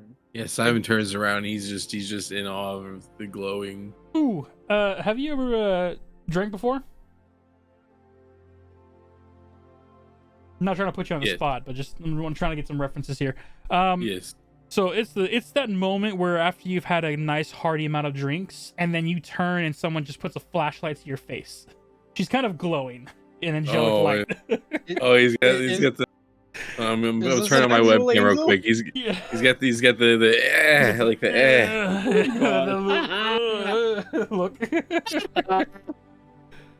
Yeah, you get that little like flashbang of a light real quick before she's Yeah. like, oh, and she like lowers her wings behind her back, and you see the ring of the halo try and dim out a little bit. Still bright, but less flashlight and eyes, and more like just flashlight in vicinity.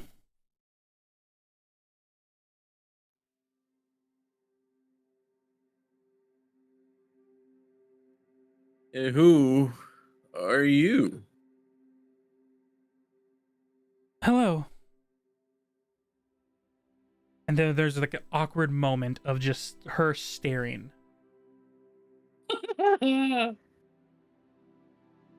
Just staring. Smile on her face, just staring. After that simple hello. Simon just kind of like looks over at the other 3. They have like this awkward smile, but you are having a hard time focusing. As then Raftalia leans over to you. Oh, don't mind her. That's just Quindale. She is currently in her celestial form, which is not really much of a people person, but at the same time, she's not too bad to hang out with. She enjoys joy, laughter, and happiness, so I guess our energy brought you closer. Isn't that white, Quindell? Did you just say, isn't that white? Stop. You did. Stop. I was hoping to go past it quicker than that. I wasn't gonna say anything. That's all Pie's fault. I'm Mhm. innocent. It's like earlier. Drag waste.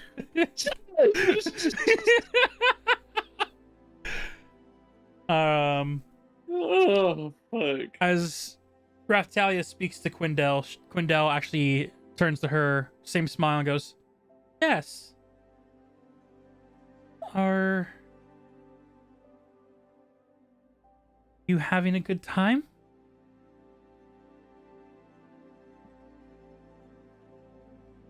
We're having a wonderful time.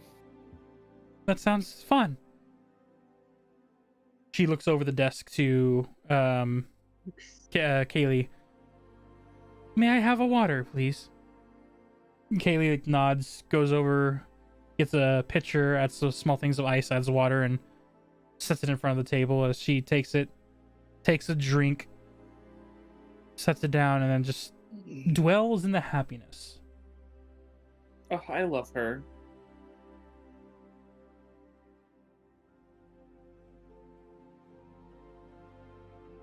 Can I make an insight to see if Theo's in?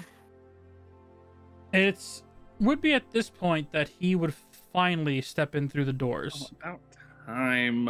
And as he enters inside, you see there's that, once again, heavy look, heavy footfalls.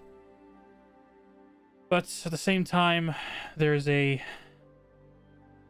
as he looks up to the group in the corner, enjoying having a good time, Claire finishing up her bookwork and turning back to him, seeing you. There's one release of a heavy sigh before you see a very familiar smile approach his face as he reaches inside, undoes the flask, and as he lifts it up to take another swig. Oh yeah, 23 will definitely hit. You just see the flying of a book fly across and smack Theo on the head as Clara is assuming that he has drunk more than half of the time on his way out and now back again, and is cutting him off. Theo. Timothy Fucking walks. abused. Timothy walks over to Theo. Oh, Leans over, picks up the book, and just sets it in front of the desk that he's standing in front of.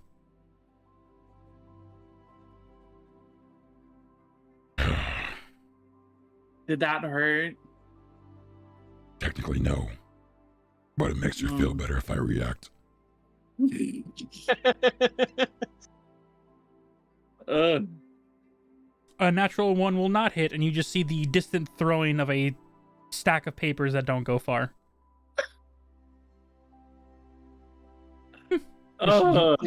Did Claire just try and throw a paper at her? Or Yes. at him? Yes. Okay. Can I playfully hit him? Yeah, you can, like, what, slap Do you want him? me to roll? Do you want me to roll? Well, you said playfully, which is the key concept. I'm gonna playfully punch him into the shoulder.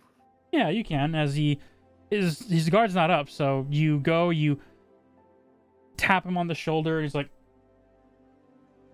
Ow. Why?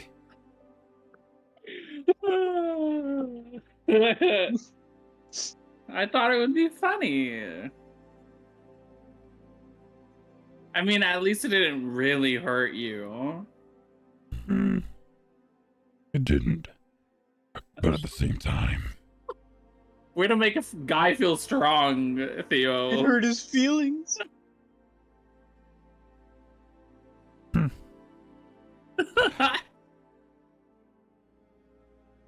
I could just drink. and he just begins to, like, stumble over to the bar. Not drunkardly, but just, like, social interactions after the day that you guys saw him I have. continue to follow him. Yeah, he goes over by the bar and will rest up against it. I'll grab his hand again. Did Do you grab want me his- to roll again? This time, there's no hesitation. Oh, you're getting somewhere. I squeeze his hand softly. You see as he has 2 seconds of looking up at you, the smile grows on his face. He leans over the counter, looking over to Clara, Can I get a martini? and you just hear like the shuffling of crunching before he quickly goes, Virgin, please.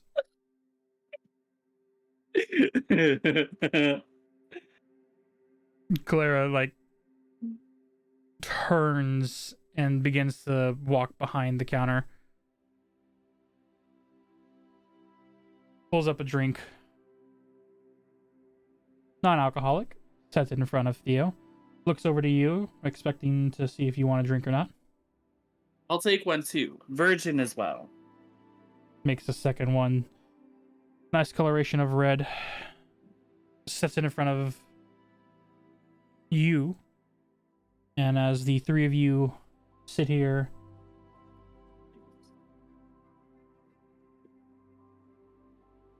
I said martini, didn't I? Yes. Nope, not a martini. I'm not too deep in the liquor connoisseur. I've only just started. So, what is it? There's a drink that you can have virgin at the restaurants. I'm the wrong person to ask. Yeah, I'm not helpful. Margarita? margarita. Thank you. Margarita Say, there. martinis are just several just different straight up liquors. Liquors, yes. Yeah, I'm slowly learning. I was like, how does one make Yeah. that? A virgin too. Yeah. Margarita. That's the one. That M. Margaritaville. That MAR.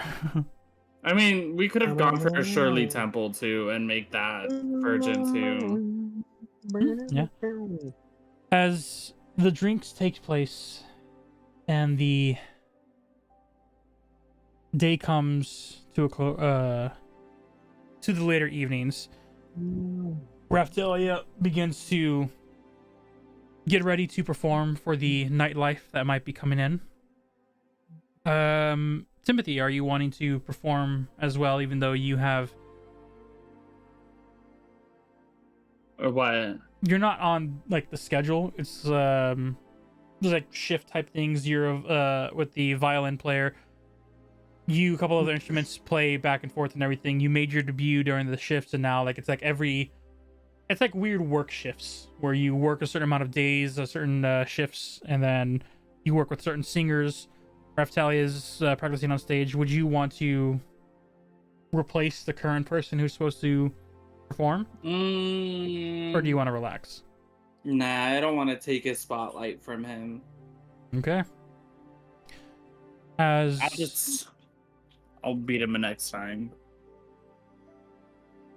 As the group of performers take the stage, one by one, denizens, customers begin to fill up a small, jovial meeting of different families,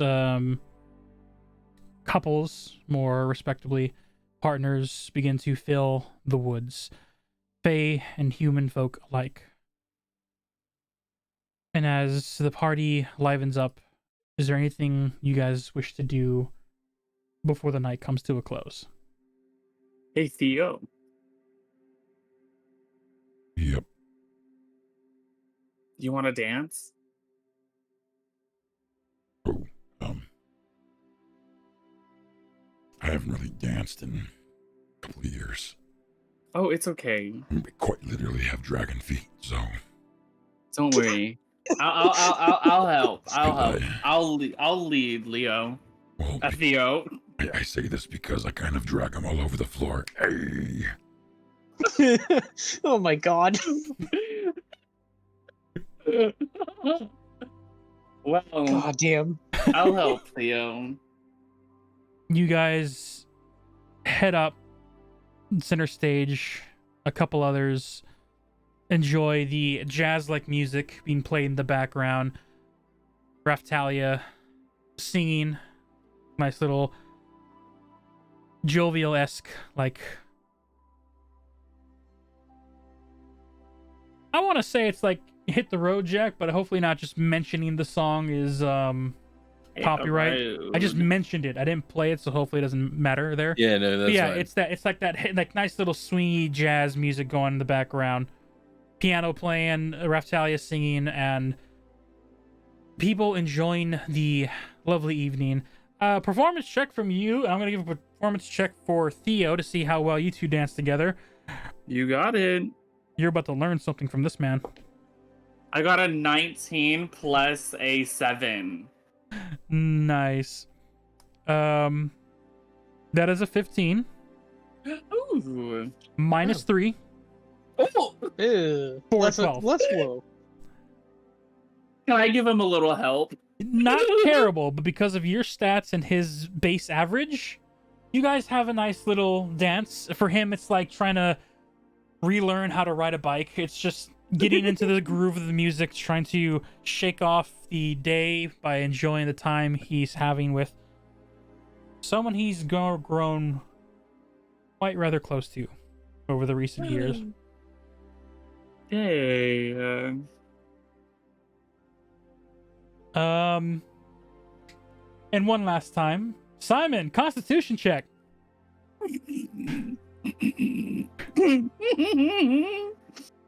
Oh, 22. Oh, fuck yeah. Feeling the life God, of the he's party alive. grow, you get that like second spark of huzzah in a party. So you see other members, other people coming in, enjoying the jazzy music.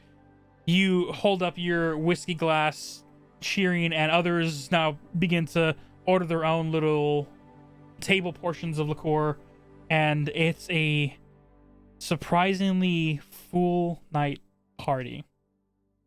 Una, are you gonna be bringing in your significant other for a night of partying, or are you gonna rest up before tomorrow's royal family meeting? She'll come over and party with Elian. Party. As you and Alien make your way inside, and where'd she go?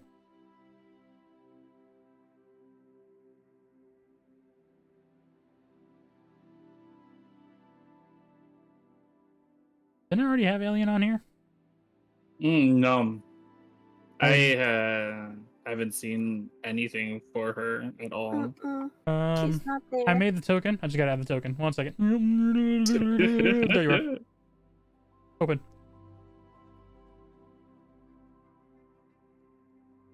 And just to see if it... Hope it does. Cool. Yay. And boom. Yay. As the two of you arrive, you see it is a lively party. I'm putting in NPCs. These are not sketchy robe people. These are... Thank God. No, No, they're definitely sketchy robe people still. Someone joined the party. Some at the tables. I will... I guess you are beaconing in the corner there.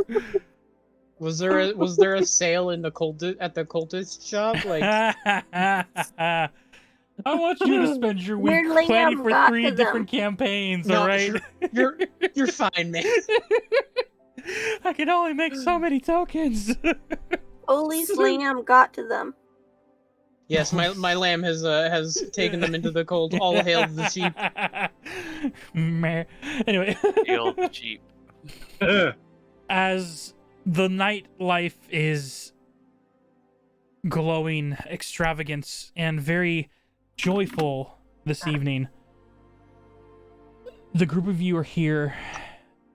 Anything that anyone wants to do last minute for the party? Elian and I are last gonna minute- dance at some point. Last minute of the party? Yeah. And we're gonna switch over to tomorrow, right? Or We're gonna switch over to tomorrow. okay. Timothy's gonna give Theo a quick kiss. Bing, bada, boom. Are we talking on the lips? Full on the lips. Now, is this a surprise kiss or is this a one of those lean-in telegraph? A surprise one. Make me. I think I would put this under the sleight of hand check. What's your sleight of kiss check? Go for it. Alrighty.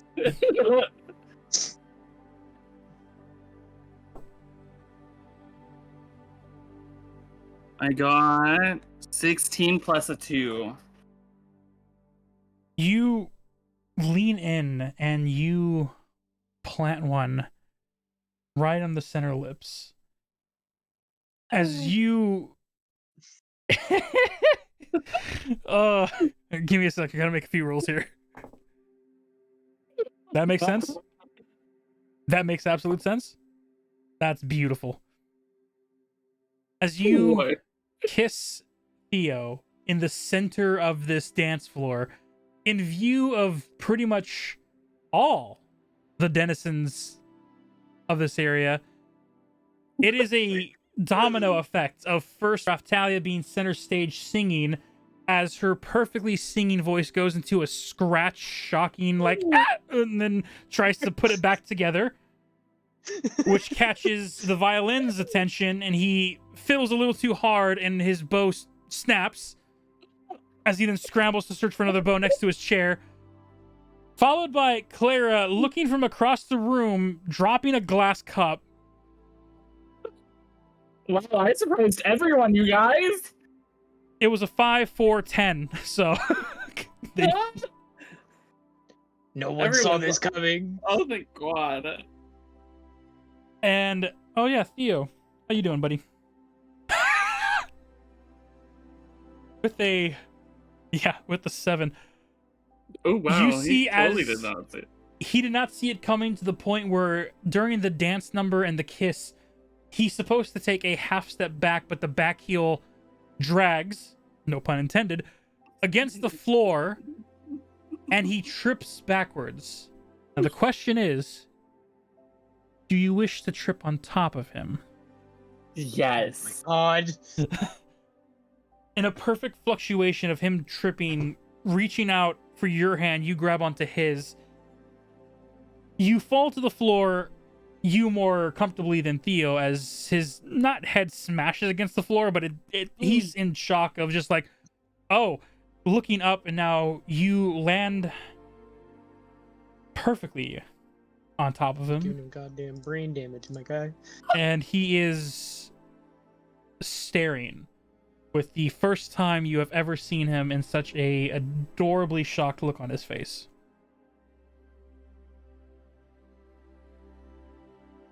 Hi.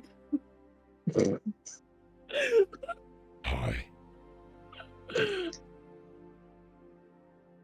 Oh. Were you fine with that? Yes. Okay, cool. I can use a drink. Okay. He is not moving. I'm gonna go in for another one. Oh my god.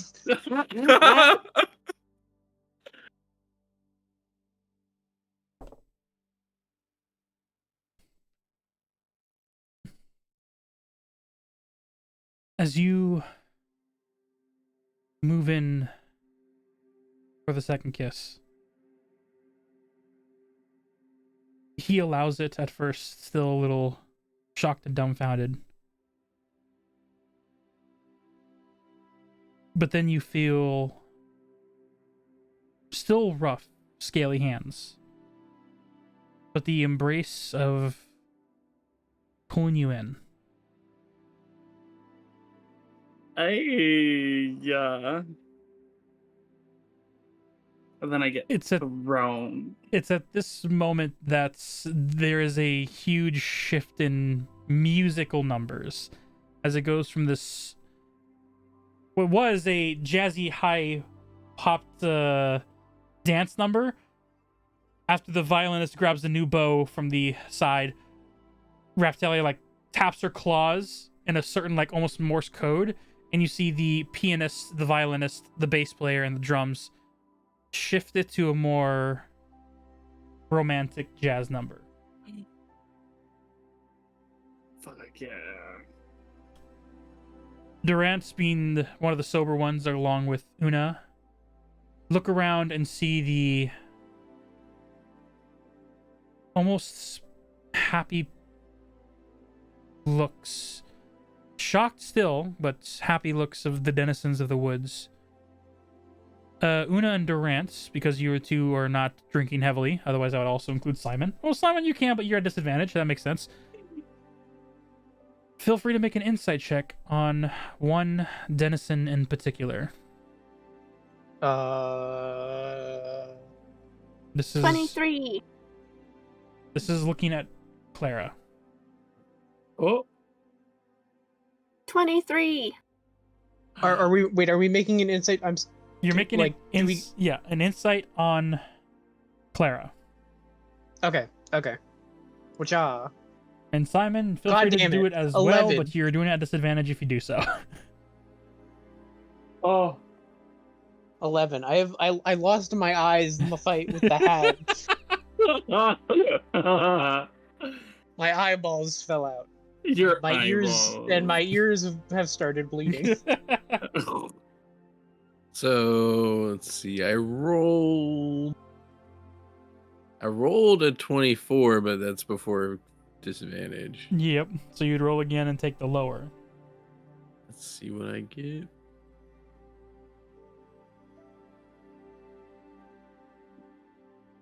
Eight. Also, That makes sense. Yeah. There was a moment of clarity where you think you can catch something, and then just another drink is fine.